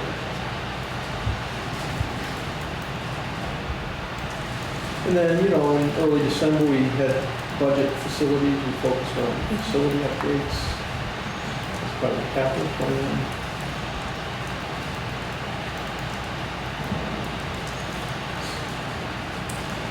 At the town representative and informational meeting, there was a woman, I don't remember who it was, that stood up and said, every year we ask the same question and no one's responding to it. And I thought she had a little bit of validity there, and I can't remember exactly what the question was. Does anybody remember? I remember very Well, clearly there's a saying. question about the numbers of students leaving the system, and I don't know if that was the question, but we had that information. If somebody else had asked a question that you made the statement that we never get the answer, and that's just not true. I can't remember if that was the same. I think it did have to do with that, students going to other schools outside of the public schools. I'd like to be proactive in answering that question this year. I remember thinking we do kind of answer whatever her statement was, but that she had a little bit of,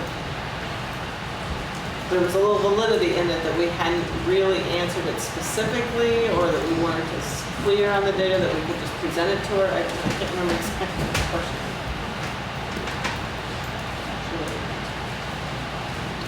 Exact question. Well, Bad. Maybe that's why she feels like it's not answered. Because we didn't write Because we it can't down. remember the question. well, with that question, a couple times a year,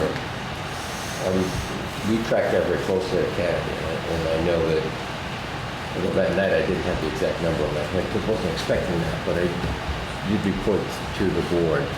Yes, the Last following year, time. and over the last 3 years, we've had, not counting kindergarten students, we received 22 kids from local private schools, and 6 have left us to go to local private schools. So 22 in. 6 out. And that trend will continue this year, and I'll report on that to you this year as well. And that does not, again, include the kindergarten kids who may have started at a private school in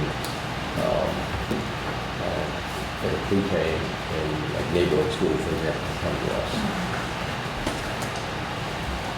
One other thought I had of things that I kind of would like to know when I look at the budget from you guys is how can we be interacting more perhaps somehow with government agencies or the town rec department or town organizations that are in existence? You guys have done great things with NEYT programs, the Brattleboro Music Center, put stuff out, but is there, I always think of that with our after school programs and ways to be looking at town resources so that we're as effective together as we can be.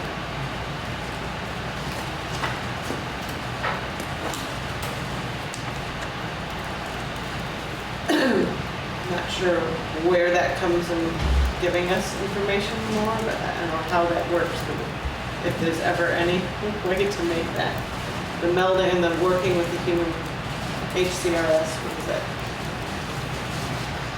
That's a topic from upcoming this year too. One of the sections in the Act 46 is for the human services and ed agencies to get together and figure out how to collaborate more effectively together and how to cooperate with other institutions and organizations. That's a big one. So perhaps not for our local boards to think about quite as Well, well. you can participate in the process.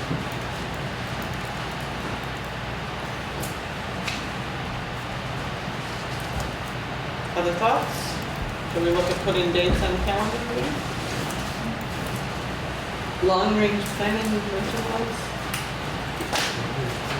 For infrastructure and buildings? Oh, that's and capital. capital projects. It's for the, maybe it's not, but that's what it's financial.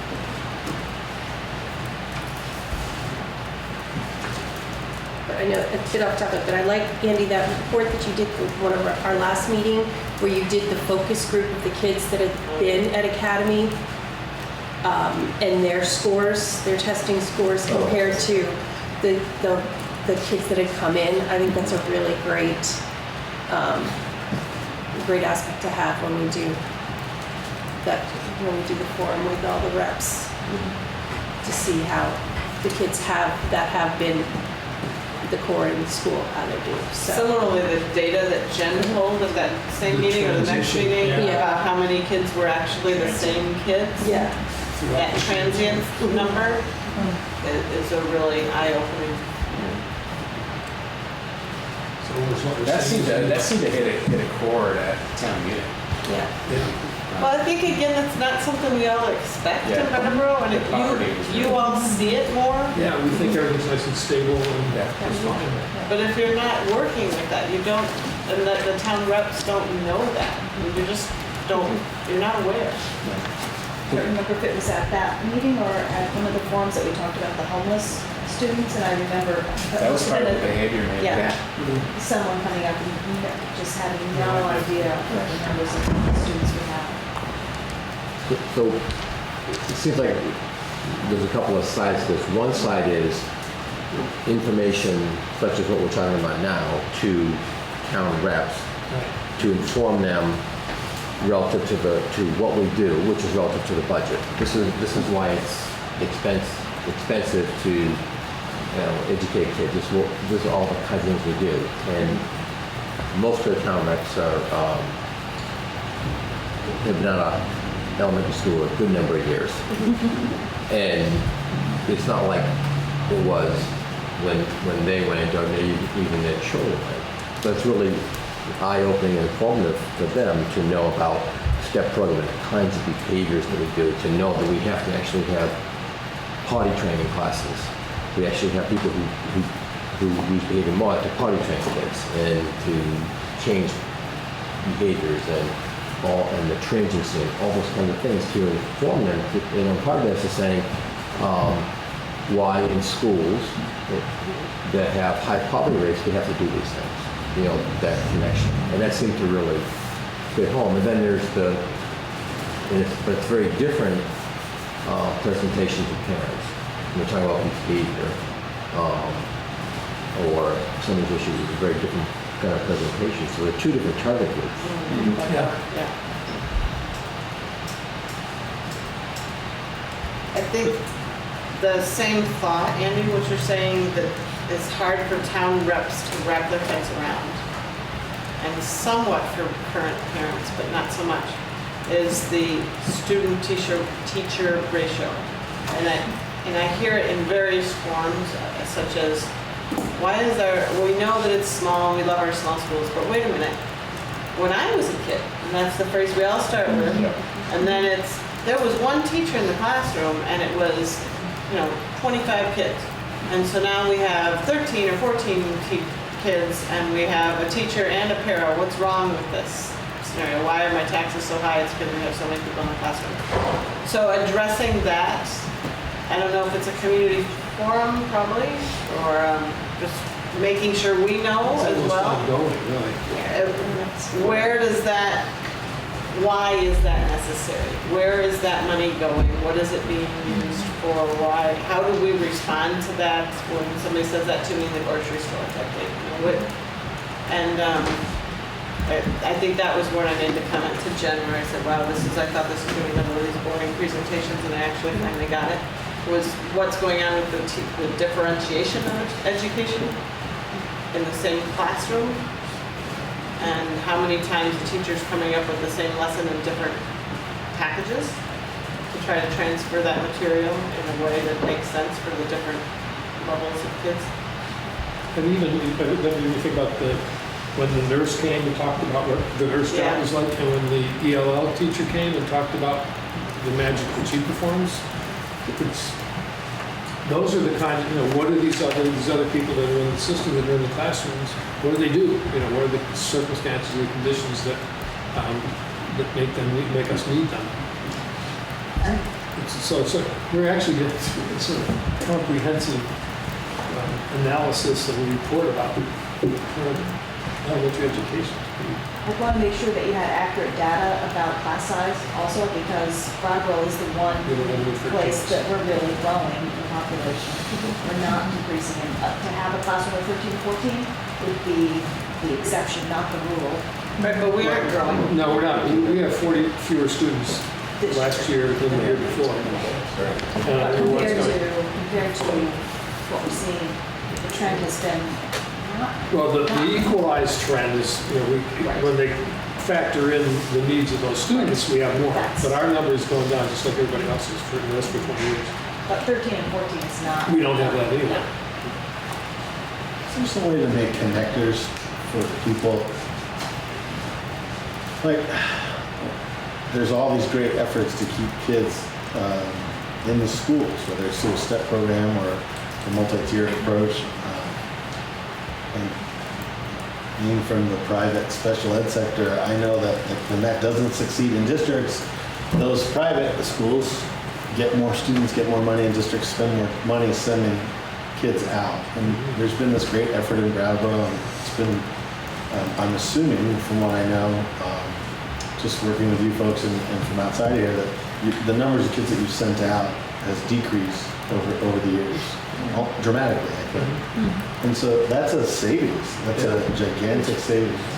And those bridges, when you talk about all these extra things that happen in the classrooms, sometimes it doesn't seem like we make those connectors for folks to understand. Like, okay, there are more staff in the classroom. However, there's this huge savings happening here by not sending kids out of districts. And that could actually be a huge focus of our town informational meeting, is somehow putting that out there in a really clear way.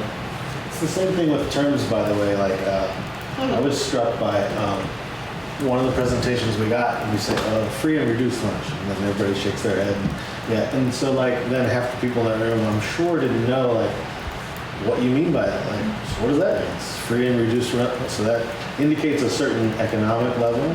But what are the stats that are driven by that number? What does that mean? Does that mean that you have, what does it mean? And then can we make those connectors too? That's just something that we throw out, but it implies all these things that I think we assume people understand.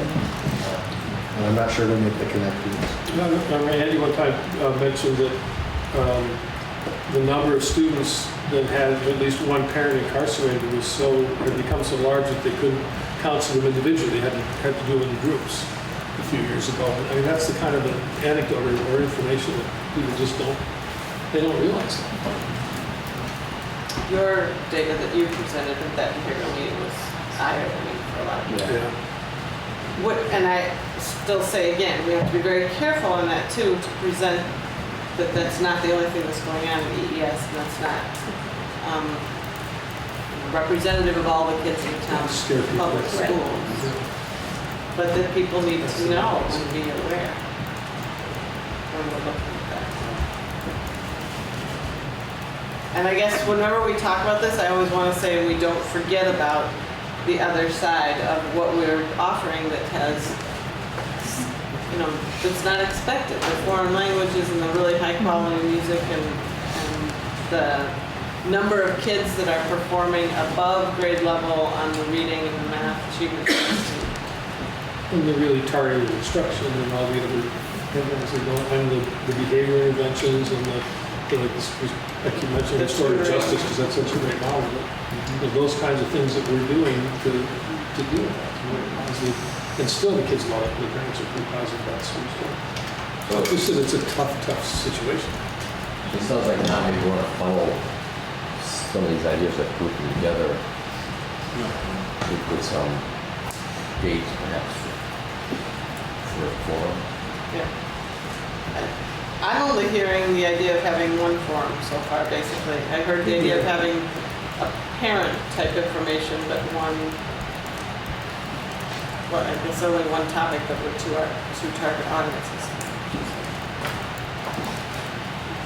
The behavioral stuff. But I think ongoing reports on achievement, for instance, in particular, and behaviors is, for our purposes, so we're on top of that. But that's different than public hearing. Like, to be clear, on these administrative reports, I love seeing things like Green Street spelling team is at the state level or whatever, or display that happened over Oak, whatever it is that's going on. I love seeing those types of things too. And I think that doesn't necessarily go into hard data of this is our student achievement because we produced a play. But it does tell us this is the whole rounded child. That was the question. What are we doing to address the whole child? That was the question. That's the first forum. But that is the question that she asked, that she didn't feel like we ever got. What do we do to educate the whole child? Do you remember this now? I do. She said every year we hear about education achievements as a kneecap score, as cohort groups, and we hear that there's the student climate survey and parents are happy or whatever, but we never hear what do you do to teach the whole child.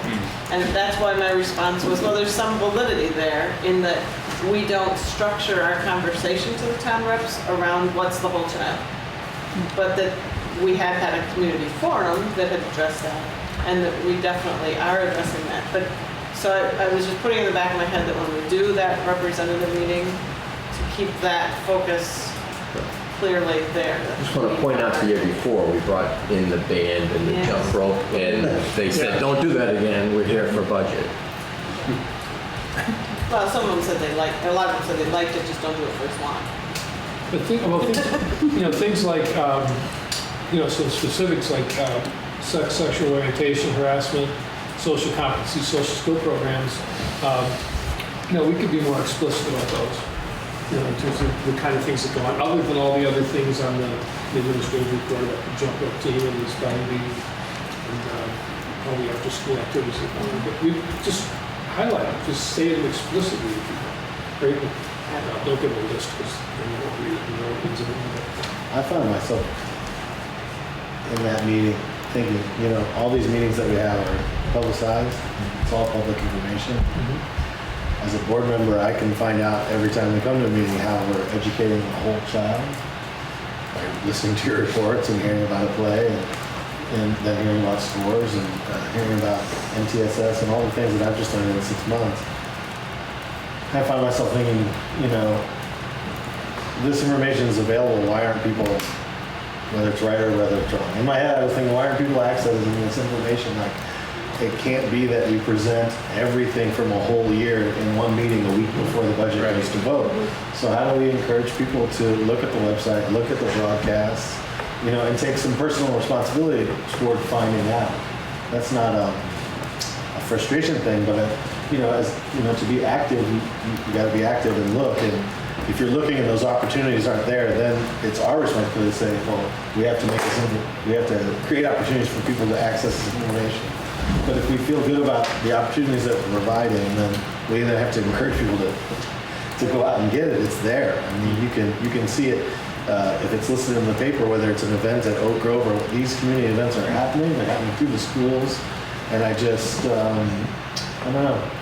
Yeah, I'd like to be able to highlight that so it doesn't all come down to this thing a week before. Like you're saying, there's all the finances. That's stressful enough. And some of the questions that we're being asked, I feel like we're being answered all throughout the year. And so and I don't know all the ways in which we make this information available, but we could look at that. But if we feel good about it, then we have to encourage people to seek the information. And how to get the information, because parents get lots of stuff sent home to them, but how to get it to people that aren't parents. And sort of ongoing, you know, how to get the media to pay more attention, or how to. I was gonna say, I think that's the paper used to have kind of an education part, but it doesn't really carry that anymore. So. Well, that's what I was saying. Exactly. Well, people have to go. That's the personal. People tell me they watch this. I'm always. Then they get a lot of good information. Right. That's the personal But maybe we responsibility send- part that I'm Maybe talking we about. send, once we know who the reps are, we send them the links and say, please review these. Yeah, right. That's the one more step we Once they, That is one here's step your, I've thought about too. Yeah. I mean, here's your due diligence. Check it out. We talked about, and you could. Well, Yeah. just like Some every highlights once in a in there. Any while. questions on this, go watch from this day. Even if we did some email, if we can get the list of the town reps and we email them every once in a while. Yeah, you can do it. Yeah, so if we just said every once in a while, look, we just had a meeting where we specifically talked about something that came up at town meeting last time on behavioral Yeah. strategies that we use in the school, just urging you to go check it out on BCTV or something. One more step we could do. I think Ron just got some ideas of dates we can put down on paper. Well, I just used the new dates. Email this out to you. Well, that's taking exactly the same form as last year then? Well, all I did was take the September, October, November, each month and apply them to the first Wednesday and third Wednesday. Now, I've taken notes on what you said, and maybe that's what you're asking about. Yes. Ongoing data reports, school climate, PBIS, it might be nice to have students present that. I'd love to see students from each school do a follow-up to what they did in the summer and now what they're working on as action plans in the school. So that would be a nice way to hear from students. Maybe we can do that in October, November. Forum around behavior, learning for all, similar to what we've done in the past, probably around February, I heard you say. Seems like a good time. And then we'll do another school report night with the town reps. I thought that information we provided last March was really good, along with the previous forum. So those are the things that I'm listed. The one thought I have on the plan is the month before the town meeting report. If we came closer to that this year, but that it's truly a board administration report that we're a little more involved up front before. Plan the presentation. Yeah, just because sometimes we've had thoughts about it and, you know, we don't want to say a whole lot when it's 2 o'clock in the afternoon and you're about to present it 5:30 or 6. Yeah, so it's the month before. Yeah, if the board could have a chance for a little more input towards the administration. Just hope we don't get sideswiped by 46. To focus on. We'll see. So there, he's already funneled and channeled and put it down. Just one more comment for Phil, based on what Todd said, we can invite the comments to come in and visit the school and do a feature on some aspect of what we're doing that we want to really make more broadly work. It's really surprising. It amazes me how many people read that. How many people like content in the newspapers. If I can add something that you were talking about, Ron, certainly ties into what Todd was saying with bringing in students. The student that go to the SIT in January, they get together again and they actually present. So they're planning in the fall for presenting. They present to each other at the schools. Is that the leadership? That's the leadership Those are the group. 6th graders that went on the 7th? 6 to 8. Fifth and sixth. So it would be our 5th and 6th graders that if they are already getting ready for January, I mean, January might be a time, either January or shortly after that, because they're already going to have kind of presentations that they're presenting to their peers that they could present to us.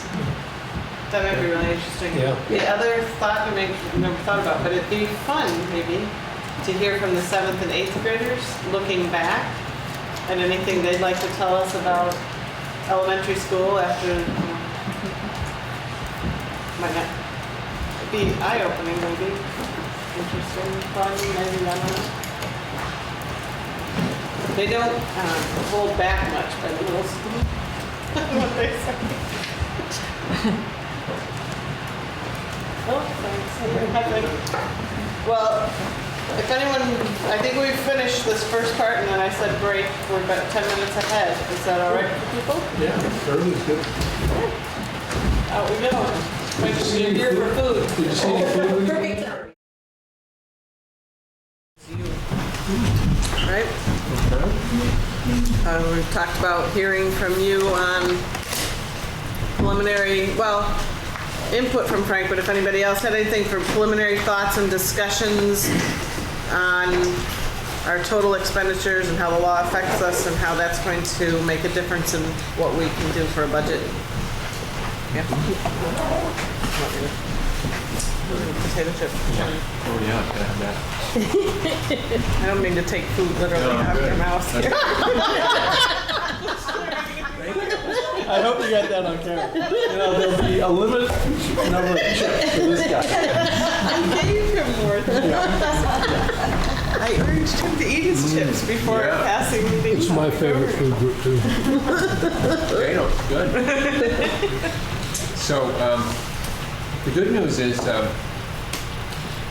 we wrapped up the fiscal year in a favorable financial position.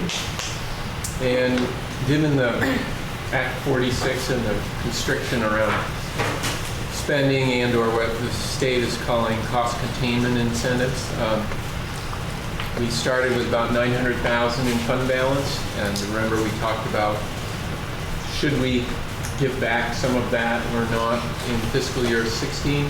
We elected not to do that because that's been a declining balance. So we're going to add back to the 900,000 and we'll edge toward the $1 million fund balance mark, which is going to give us some flexibility in dealing with fiscal year 17 and that cap. So that's a very broad overview, but basically a good fiscal year in. Quick question. The 900 that we had, some of that was pledged to different things, so it wasn't really 900. Well, the general fund had, let's see here, I got the budget document we did. And I'll break that down for you. Here we go. Let's see if I can find it. Any of this. Here we go. Okay, so it was, when we were doing our budget, we have to start from our most recent year. So that would have been June of 2014. And at that time, we had 922,000. And then fiscal year 15, we had a reserve 500,000 to go back against that. Yeah, we put that in. That's right, yeah. So that's a good point in that we need to factor that in. But as we close this fiscal year, we're going to be ahead of this plan that we had developed, because we will not actually refund the whole 500,000. We have a favorable. We didn't spend it all. That's right. How much didn't we spend? I mean, how many dollars? It's going to be a couple $100,000. We still have to make sure that we've got all of our receivables recorded, all of our payables recorded on the balance sheet. We've done the first pass for these data collections that I mentioned to you. So I'm confident that like our bank reconciliations are good, so there shouldn't be any major changes, but there's a lot of detail to sort through in terms of did we match up programs to the line item budgets, and before we go to the CPA audit, we really like to go through things carefully. So at this point, I tend to share this information in a verbal format with a general range. Yeah. But until August, we don't know. Fairly soon, I will give you the preliminary financial report and the one that we will submit to the auditors in September. So we were just a little bit over. I guess it would be about a little over 1%, within 1% of our budget. That's a good way to put it. Yeah, as far as the variance, our budget's about 15 million, and 150,000 would be 1%. So 1.3. Yep. So we're in good shape as we close. Look ahead. Yep. And close in the way we want to be close. Yep. And in general, the regular ed portion of our budgets were very close to the plan. It was the special education budgets that actually, this actual spending came in less than the original budget plan, which is a good sign. Which goes back to what we were just talking about. What Todd was commenting and making sure we explain that to the taxpayers. That's where a lot of our There's savings by there's savings by the not programs that we're kids. spending on are causing overall savings. I think we saved around 300,000 in SUY in terms of the special ed consolidations. Right. And was that because of continuing to work with kids in terms of their strengths rather than trying to identify for special ed? I think it's the Or was it flexibility of just more staffing efficiency? that we can efficiently use staff between districts. And assign them where the student need is. Yeah. In this political climate, that efficiency and saving money is really pretty important. Yeah.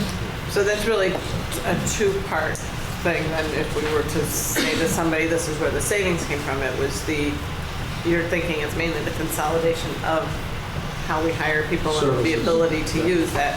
We were asking before whether we're not saving money because of the interventions and the actions being That's taken. definitely a factor. Yeah.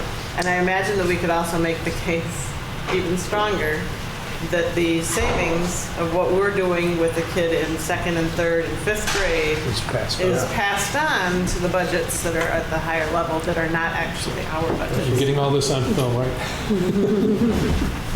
So don't forget it.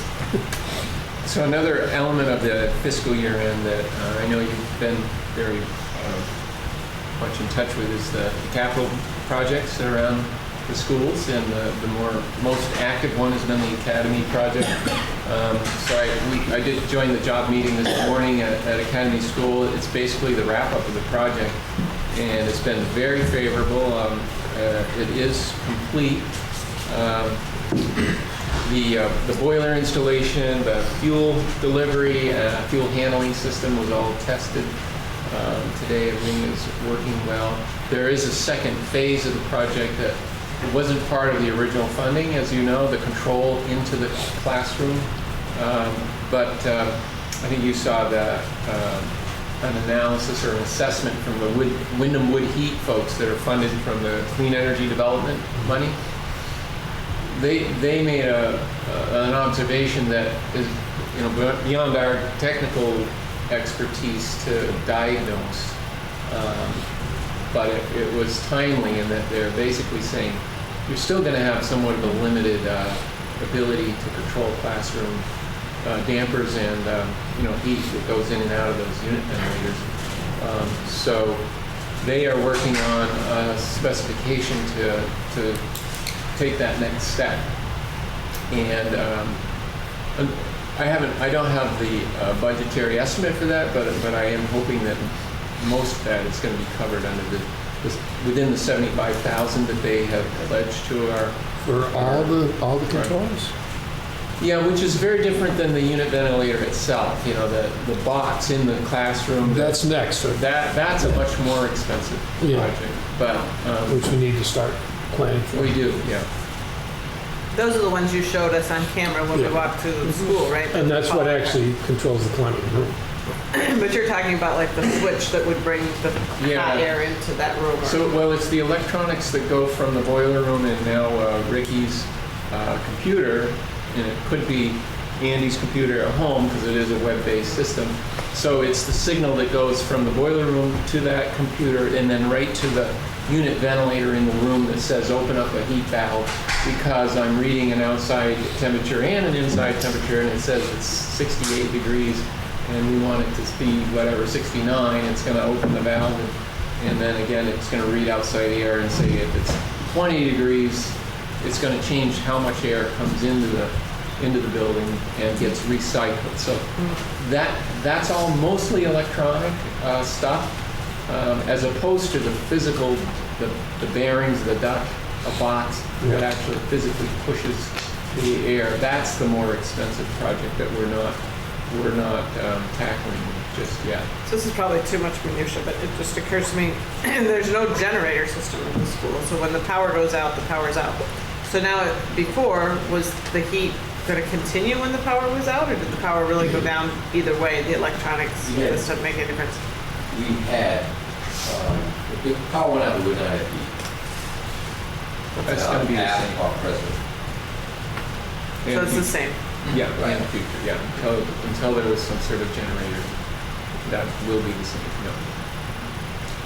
So our major capital projects, though, are coming in as planned and on target. So, and the other thing, I don't know if you had a special part of the agenda, but there is a request from Wyndham Wood Heat for board approval of a study for Green Street. And I don't know, Jerry, have they given you a proposal yet for Oak Grove?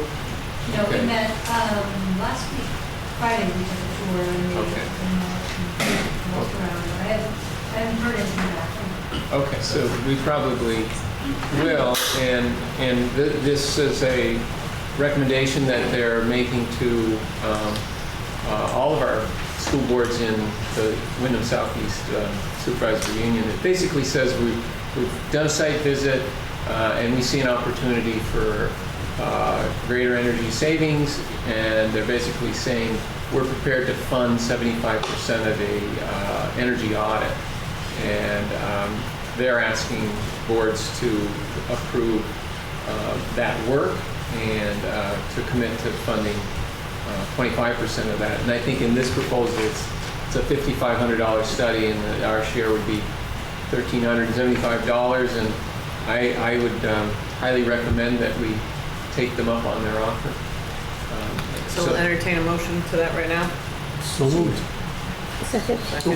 Who's writing these down? Sure. Yeah. And could we have that include both Oak Grove and Green Street? Sure. Yeah, definitely. Amend the motion? Yeah. Second. Okay, and then discussion? I just had one question, because we did just do the Oak Grove study that you had passed on to them when we amended, or we paid for that recently, so what is the total on the Oak Grove study? We'll see. We haven't got their written document, and what I suspect they will share with us, I would say maybe similar, maybe not, but I suspect it would be similar to what we see in Vernon, where they had just recently put in a new oil boiler, as Oak Grove has done, and they're saying in that installation that that will serve as a very good backup system, and you're still going to save some money on a pellet, Long-term, pellet system. You need a backup system, alternative fuel backup system. So in that case, it was a feasibility study to say, well, what would it cost, and what is the benefit of a pellet system? So we're not actually repeating work that was already done. And they have received all of our energy audits. Their recommendations are not the walkthrough audits. They are there's an engineering standard that certain energy audits meet, and they're proposing a higher standard. Okay, so that was my discussion. Anybody else have any discussion on this motion? All in favor? Aye. Essentially? Okay. That's it. So then, Frank, I think we were hoping from you to hear, I guess specifically how the law, my understanding of the law that was passed in May, was going to say a bottom line number to us. That you could only have, I think it was 114,000 stuck in my head, I don't know. That we could increase our total budget over what we had last year in our budget. And without a penalty. Without a penalty. And my quick calculations in my head, we agreed to a staff salary increase each year.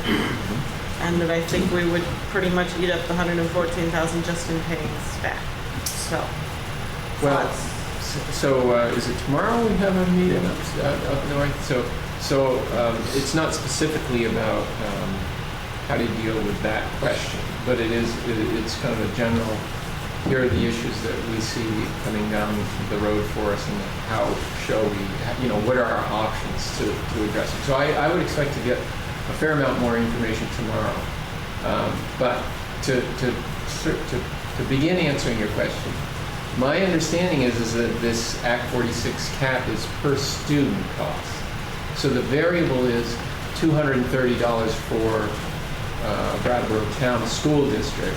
If we read the most recent memo, it actually came out from Brad James, who basically said, here's some more data. Don't ask me any questions because I'm going on vacation. That's not really popular with business managers at this time of year. But anyway, he basically gave us the update saying that based on their interpretation of the law, here's our SU summary. And I can have a copy for folks to look at this. But it basically says it's a calculation per student, and that would make a lot more sense than just a hard cap on money. Because imagine if you had 50 new students, 100 new students, and they've capped a dollar amount for the aggregate system. I don't see how that would hold up to a constitutional challenge for equity. We know there is one out there anyways. But so what I see is $230 per student is the variable that they're allowing us. And so that student count, once again, is going to have such an impact on our budget deliberations. And the equalized count. The equalized, and we don't know that equalized until, number, not actual. No, right. It's the equalized numbers. So it starts with our actual count. Brattleboro Town, as you know, has had a steady to a slightly increasing equalized count. That's what I asked. Yeah. So unfortunately, we're in this let's wait and see. Unless there is some other interpretation of the rules that we'll learn in the next week or two, that's what I see us dealing with. And that's why where we are at as a fund balance and a fiscal position is so important, because we can use that as the buffer. Yeah. Which is why we have it. That's exactly why we have it. For these unknown, unanticipated, if you don't know your student enrollment figure, the state has put a cap out there. We know what our programs are. We know what our student needs are. It allows us to create a plan that can be essentially sustained for that fiscal year with these kinds of resources that we have. So this is not a dire situation in my opinion, based on what I've seen over 20 years. And this is a more,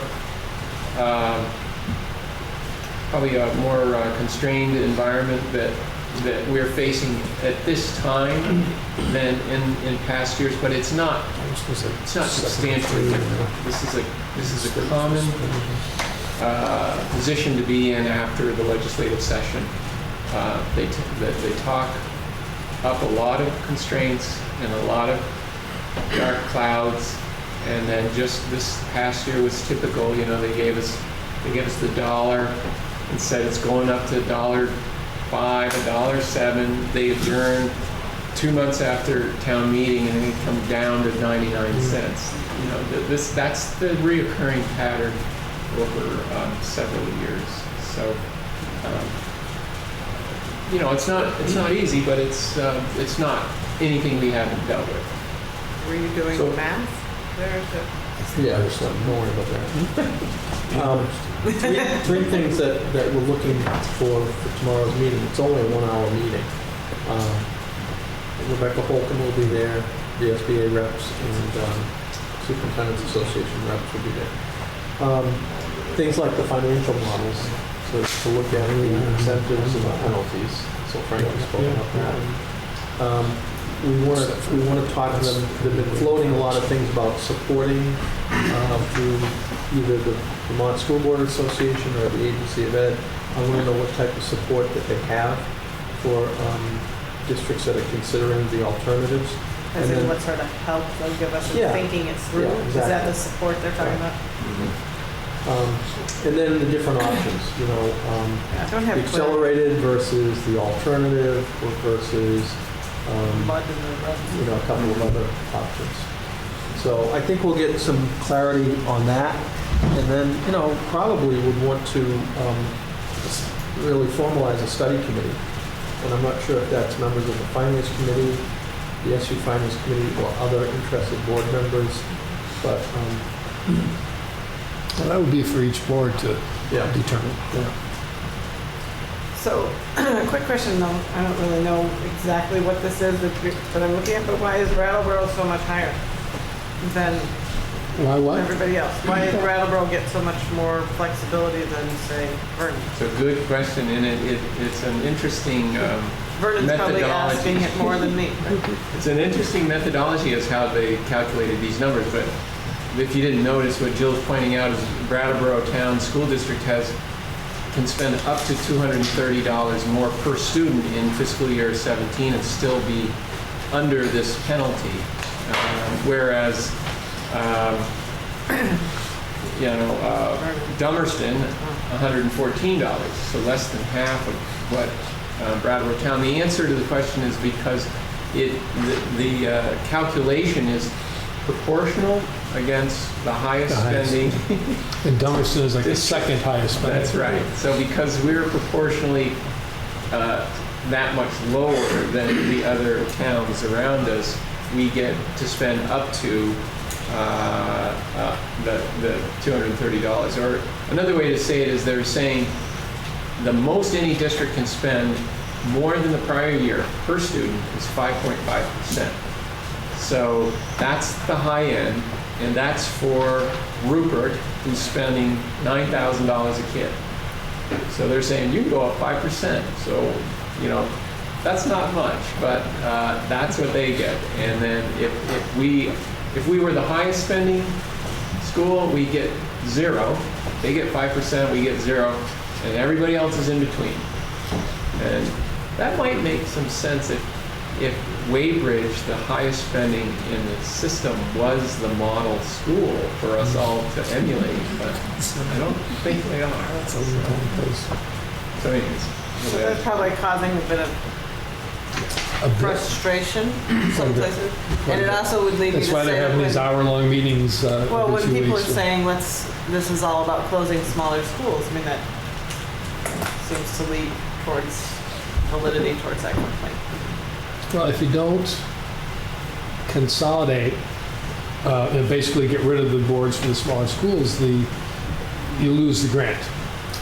And there are ways you can retain it, other than giving up reward, but they haven't said what those measures are going to be yet, although apparently they are working really hard on them.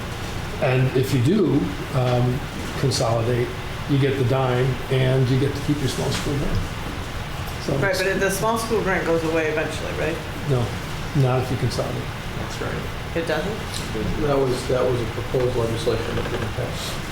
It only goes away if you consolidate, you keep the grant, unless you close the school and it doesn't. Then it fix. goes away. Then it goes away. But in our case, Guilford, Dummerston, would, And Putney, and Putney, yeah, I guess. not as much. Not Yeah, as Putney's much. got the Yeah. phantom students, but Yeah. not the. But they would retain, and that's a significant subsidy. It's huge subsidy. I didn't Well, realize yeah, how and much it was created because Vermonters like their small schools, so they're willing to spend more money to keep them. And now it's different. Very interesting process. It is. Well, so the other part of the question, then I guess we're jumping ahead to the 6:30 to 7 o'clock Yeah, on the great. schedule. Let's finish 45 that. minutes ahead. We talked about discussion on possible union consolidation, any input from Frank from financial impacts, which I think you just kind of went over. List of programs currently carried out at the various schools in the supervisory union. Is somebody working on that so that we know whether the statement made at the last supervisory union that we're the golden schools over here, that we put out so much, if that's really true? We're putting together a list of programs, but, yeah, I mean, it's clear to me, some of the small schools don't have the benefit of the programming that Brattleboro Town has. But the document we just looked at, that number, the per pupil spending, and we're lower, how are we the golden schools if we're, Because we provide more stuff. yeah, but we're spending less? But it's Because because we have our more kids. utilization is so much higher for each teacher and or staff member. So that's a good observation, and and what it underscores is that the school funding formula is not it's not dependent on how much you spend, whether you are a Brattleboro Town School District that spends $15 million a year, or if you're a Guilford School District that spends $3 million a year. The impact to the taxpayer of those two buckets of money have no relationship. It could, and then you got Brattleboro Union spends $27 million a year. 3, 15, or 27 million. You could spend $300 million in this region on education. It has no impact on the tax rate until you bring in the number of kids and you divide spending by kids, and you get a cost per student number.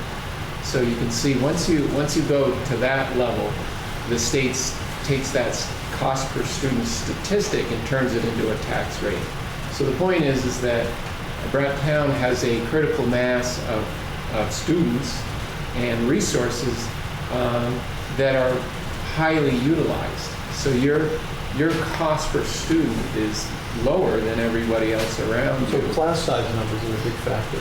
You know, most of our classes are 18, 20 kids. Some of the smaller districts, they're 12 to 15 in a class. And our rooms are all full, our buildings are all full and completely utilized. Right. So and it's everything. It's the bus. It's the teacher. It's the paraeducators. It's to what extent. That's what the funding formula measures is a cost per student, which is a utilization of your resource measure. And the small schools just can't offer a comprehensive program, you know, with the various levels of educational opportunity when they have 20 kids in a grade level. That's why the whole law I was looking at it, is it equitable for the kids across? But if you're going to continue with the small school grant, I think I heard somewhere that some schools are 75% of their budget out of small school grant. I don't think so. No. Those grants have dropped a lot. I mean, Guilford's is only 40,000. So Yeah. it's not a huge portion of the budget. But when you put it into cost per student, that's where it's a very significant impact. So, it just brings you down below these indexes that the state creates, and it's a statistical impact that's not apparent in the reports. What will the cost impact be for consolidating? Obviously, we're going to have equitable services for the students in Guilford compared to Brattleboro. What's going to be the cost that way? That's the hard work to be done around having programming well utilized and accessible. So I don't think it necessarily means that we'll try to replicate everything we have at Brattleboro Town at Academy School in every building in the supervisory union. I don't think it necessarily means that, what it does mean is that we're giving kids access to this. So a Dummerston kid that would like to do a foreign language program could theoretically come somehow into Academy or Green Street or Oak Grove and... Or programming gets scheduled in a way that can be available. For the traveling teachers. Yeah, so those are the hard things to work out as we look at that. But Ron, you're still optimistic, as with the $300,000 savings of special ed, consolidation of providing services throughout the district, that some of these others might have potential. Yeah, I know that, but, you know, the financial incentives of it, it's the real thing. And what I worry about is, so if districts don't do anything in 2 years, what will the penalties actually turn out to be? It's hard to walk away from 10 cents, 8 cents, 6 cents off the tax rate. And thinking that we're not going to jeopardize any of our small schools. They're all viable. And, the notion of a local board, so we have a local school council, that we have the board members from that district. We have the principal. We have parents, community members serving on a board that advocates for that school. I don't see that we lose anything. We're not in a position like some districts where you have a school of 60 kids that probably needs to close. None of our schools are like that. And I think then we would benefit from some of the other programming. Step services is a good example. This whole thing about behavior and behavior interventionists to replicate what we've done at Academy and now at Green Street and at Oak Grove, for some of the other schools we've been doing that incrementally. And it saves them money and it's better services for kids. And we started to do that before special ed consolidation, but as we are consolidating, it makes it easier to share staff and do it efficiently. And the bottom line is it's better for kids. School boards are going to have to decide, and through their town meetings, whether they think this is going to make sense for them. Can we talk a little bit about that, the process and the timeline? Is it the timeline changed from what it was originally? No, it would still be, we'd have to warn something by the third week in January for the town meeting, or at least for the town meetings. So we have to have an answer of how it would look by December or so. Yeah. Should be part of our budget deliberations. Could I ask a question about the 10-8-6, that's like step down incentive? When that gets down, then it just goes away? It gets down to 2 and it goes away. It goes away. So after 5 years, people are essentially in the same situation except that they theoretically hope that you, through the consolidation, have contained some of the costs that would have gone up, or maybe decreased, but at least contained.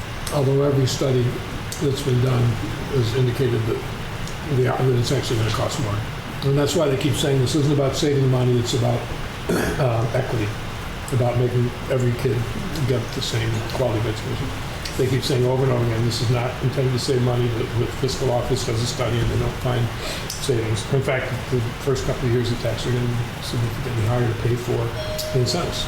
There's also in the a transition grant that I'm sure we'll apply for, which will pay for the consulting service. But and all that is also, all the money that's going to be used for the subsidies, I'm careful not to say bribes, is going to be, is going to come out of the ed fund. So it's going to go on our tax rates, and we'll pay for all of these things. It never was intended to save money, not initially to save money. I think over a long period of time, a lot of smaller schools are closing. That means fewer teachers, which means lower costs. Well, the eventual decisions, if you consolidate to a bigger board, the eventual decision on whether or not to close a school would no longer be with the smaller individual school. It would be with the overall The board. larger board, that's the idea. So our next time of discussing this as a board, I understand some of the other boards are discussing it a little bit Just more. as much of the. What we're doing now, because there's nothing we can really make decisions on. So when we go to this meeting, we'll have a little bit more information. You know, as board meetings occur, we will share that information. Your next meeting will be September. What is the next one? 2 weeks? September 2nd. Anniversary on this one. And, you know, the week before, we will have first the SU Finance Committee on what we find out. We have a meeting scheduled the 26th? SU Finance. Oh, finance, Yeah. so it's not the whole SU. Then I think we have an SU board meeting. I think we tentatively set it for September 8th. Okay. I don't have anything. That's what, those are the ones that always surprise me, so I'd love to hear if we Yeah, have one. I have September 8th. I don't have anything. So yes, I should put that Plug in? it in. And, That's Tuesday? yeah, you have that time too, because you could definitely go. All of us can go, if you wish to go. Yeah. We're gonna do the net meeting. Do you have a spot? Okay, yeah. And then Dummerston, I think, is supposed to.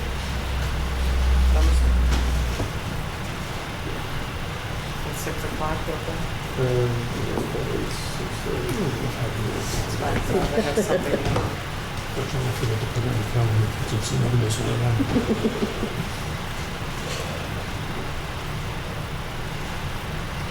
And I know that there may be some interest from outlying town, specifically Marlboro is still thinking. Marlboro's meeting, gonna have a joint meeting with Dummerston and Putney next week on the 25th.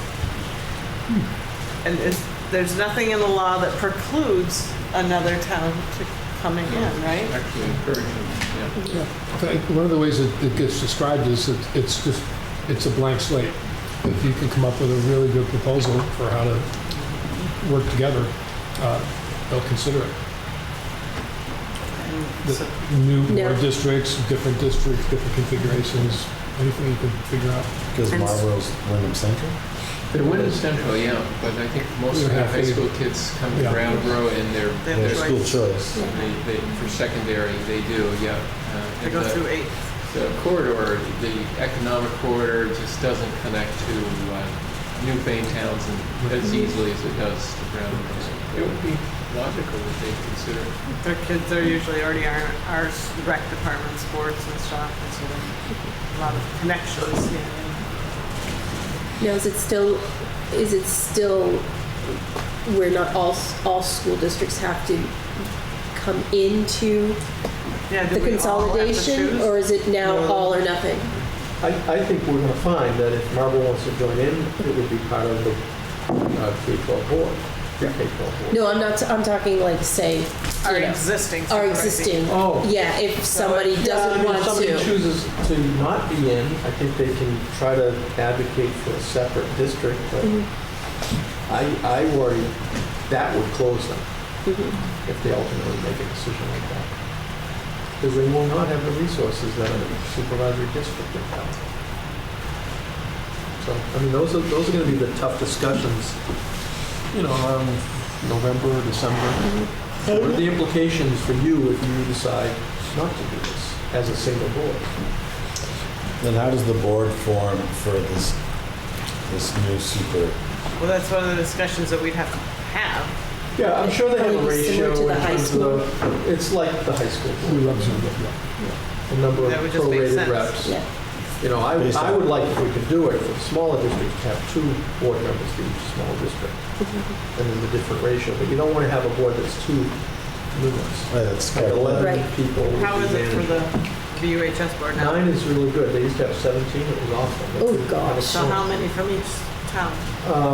So they have 1 rep for the outline, and it's strange because Brattleboro they have like 5 reps, which just population-wise, I don't know if it makes sense.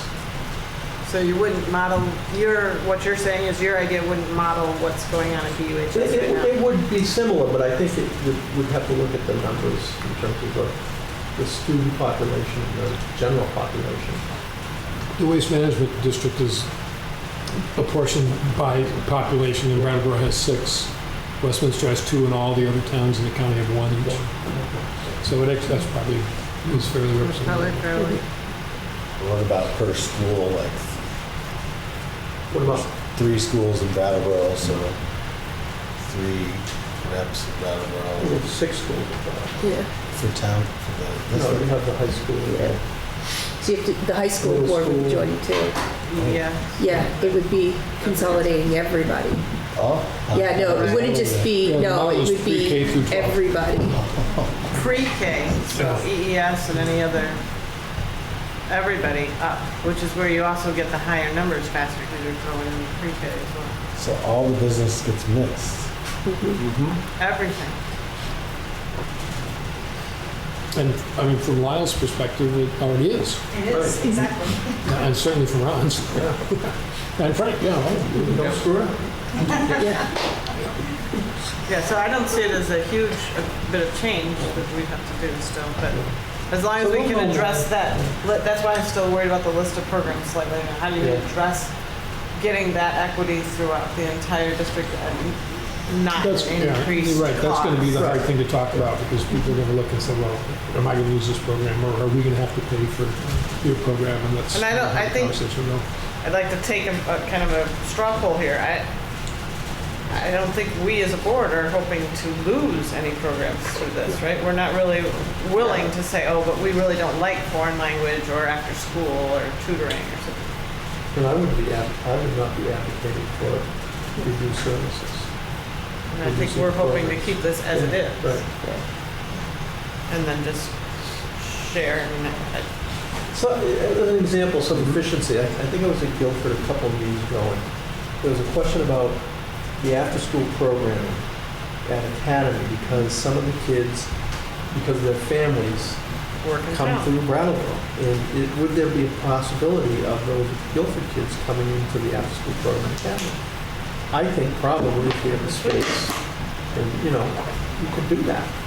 And, they would pay a percentage of the cost as we would calculate it, but I don't see that would be a big issue. And there might be similar at Oak Grove, like the after-school, what's the program over there? The Aspire program.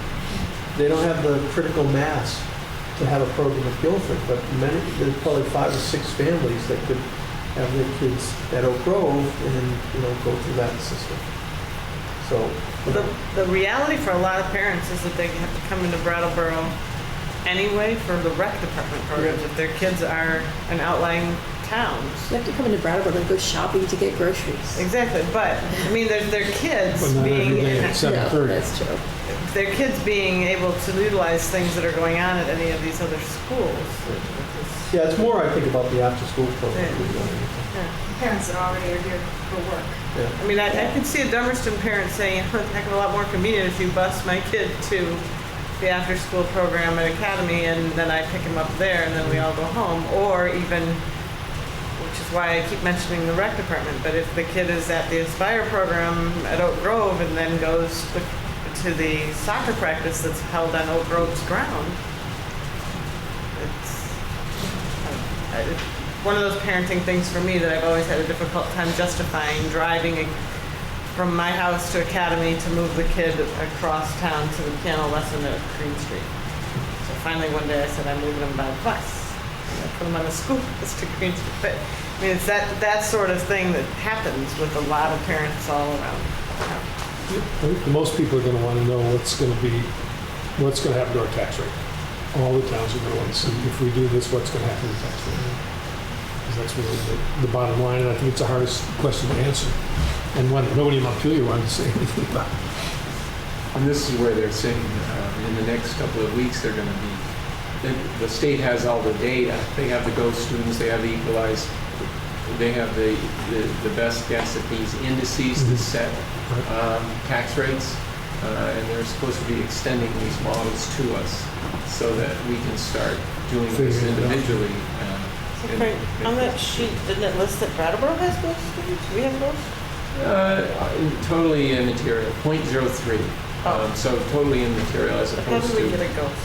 I forgot how ghosts This is formed. where, in an era where our enrollment was declining, if it declined more than 3.5%, the state said, oh, we're not going to count the real enrollment, we're going to count a calculated enrollment. So then you have a trend line, here's you, and here's your calculated enrollment, here's your true enrollment. The difference was a Yeah, ghost. and the difference is the ghost, yeah. So, But the high school has like High quite school a seemed few. to have quite a ghost. High school quite a ghost itself. population. yeah, 19 or but something? out of 1,027, it's not going to be that material. They have 6, and then Guilford has 6. So Guilford's the one that's in trouble. Yeah, I saw a different chart that Okay. earlier on that maybe be different from a different Yeah. year or something. Yeah, Brad tends to update his data awfully Yeah. frequently. So, yeah. So we'll have more information and share it with you in September, early September. This is a fascinating conversation for somebody just coming in the first time. The politics of Vermont laws coming through. Okay, well, I don't have anything else left on my little agenda or the published agenda from Barb. We took us talked to- about preliminary budget things. Well, I had a couple things. I wanted to Yeah, see, go jump in. I wanted to see us develop a sort of a conscious and planned out, maybe 5-year capital plan Oh, yeah. for all, like to control all the other things. You know, we have some capital ideas, but I've never seen an actual hard plan for, you know, putting things in going Can we forward put and then that trying on the work to plan? anticipate those. Yeah. Somewhere that so we don't forget looking at capital plan. And the other is there are lines, I can't, you know, I may have a couple of them here, but technology is one, but I think maybe building maintenance, whoops, to have them just kind of stabilize them. That computers, buildings, and equipment, that's, you know, we'll put a certain amount in, and then the actual doesn't, it never is even close, at least over the last 5 years that I looked at, in those 3 areas. And it's because, you know, maybe because there are capital things that come up that have to be taken care of. If we had a capital plan, that wouldn't happen, but I'd like to see us just kind of say, okay, this is, you know, look at those 5 years, this is kind of the average of what we've been spending. This is the number we're going to put in these lines every single year so that we got some stability. And it's not going to be a ton of money, but any place that we can put some stability into the budget, I think we need to, because it's only going to get, you know, more difficult as we go forward, and our needs aren't going to change. So we, you know, obviously we'll talk about that more later, but I'd like to be thinking about that in the preparation. And there may be other lines that could be done more stably as well. One other thing on budget type deal that we talked about, and I think you said maybe this year we could have an update as to where we were on spending at some point. Oh, during the yeah, year. quarterly updates. Yes, definitely we'll be in a position to do that. And I'll probably provide you with a couple of different formats. You can tell me what, you know, what you would find most useful. The formats are always within the framework that the state says we have to capture data, so we can't make up our own chart of accounts. But yeah, we've done a lot of work on the chart of accounts over the last 3 months, and we're in a position to. Is it down from 4,000? It is. It's down substantially. I think the most last report I have is 17 pages, but I would want to share with you a summary information by school, by function, you know, so that you know, maybe a 5-page report that you can see over time investments in different parts of the budget, and we'll all be more familiar, accountable for, okay, who's behind the resource and what is the impact on the system on kids. Sure, we'll all learn a lot. No, that'd be really good. Yeah. All the rest of you, what, your pleasure, anything else out there, thoughts? Anything you want to make sure happens this year or that we get to, or? The only other thing that I have left here before we go into an executive session would be next agenda items for the next meeting, but I don't want to stop any thoughts on planning. Andy? Well, on that topic, we should still work hard for us to give you the broad strokes on the SBAC. Yeah. Did you have results on Do we that? have them? Yeah, Oh. we have preliminary results online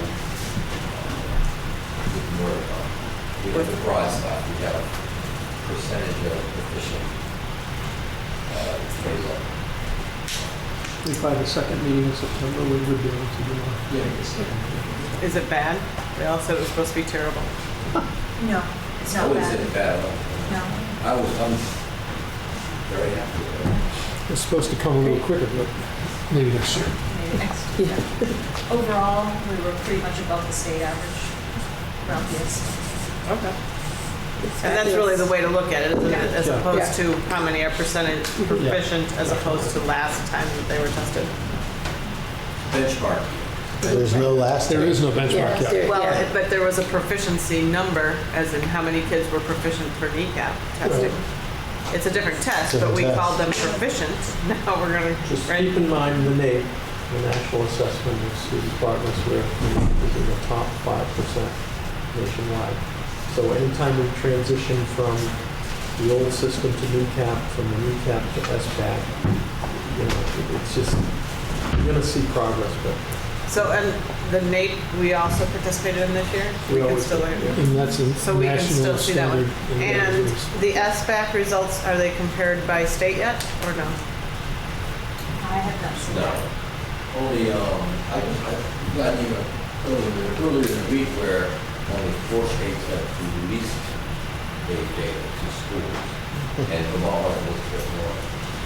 Not known for our transparency. So it's slowly coming out. And, But that's the goal, right? That we'll be able to compare ourselves nationwide for the 37 states or whatever that opted in. That's one of them, Yeah. yeah. It was one of the goals by somebody anywhere that I saw.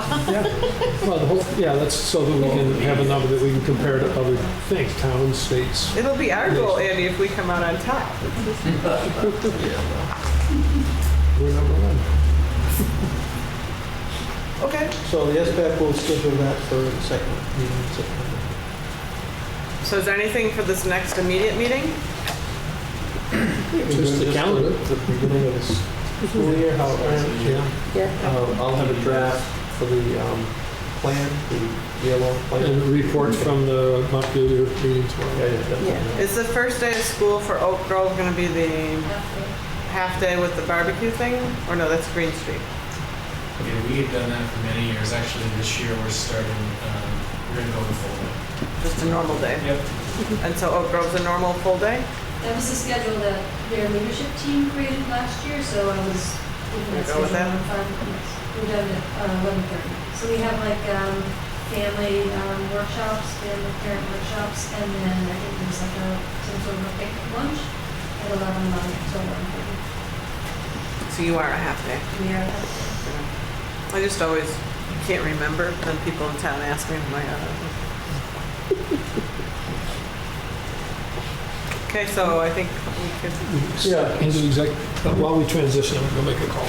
transition to executive session. So that means that all of you guys, I want it noted, 48 minutes. Ahead I of would that. ask Deb if she would go first, and then I have 2 after. What are you two laughing at over there? I think he's laughing at me because I'm staying here. It's not normal, Mary. The principals are like, let's keep this trend going for the rest of the year. We need official motions that we're going to. So moved. go into executive session for personnel matter. So moved. And I'll approve. Second. Aye. Aye. Aye.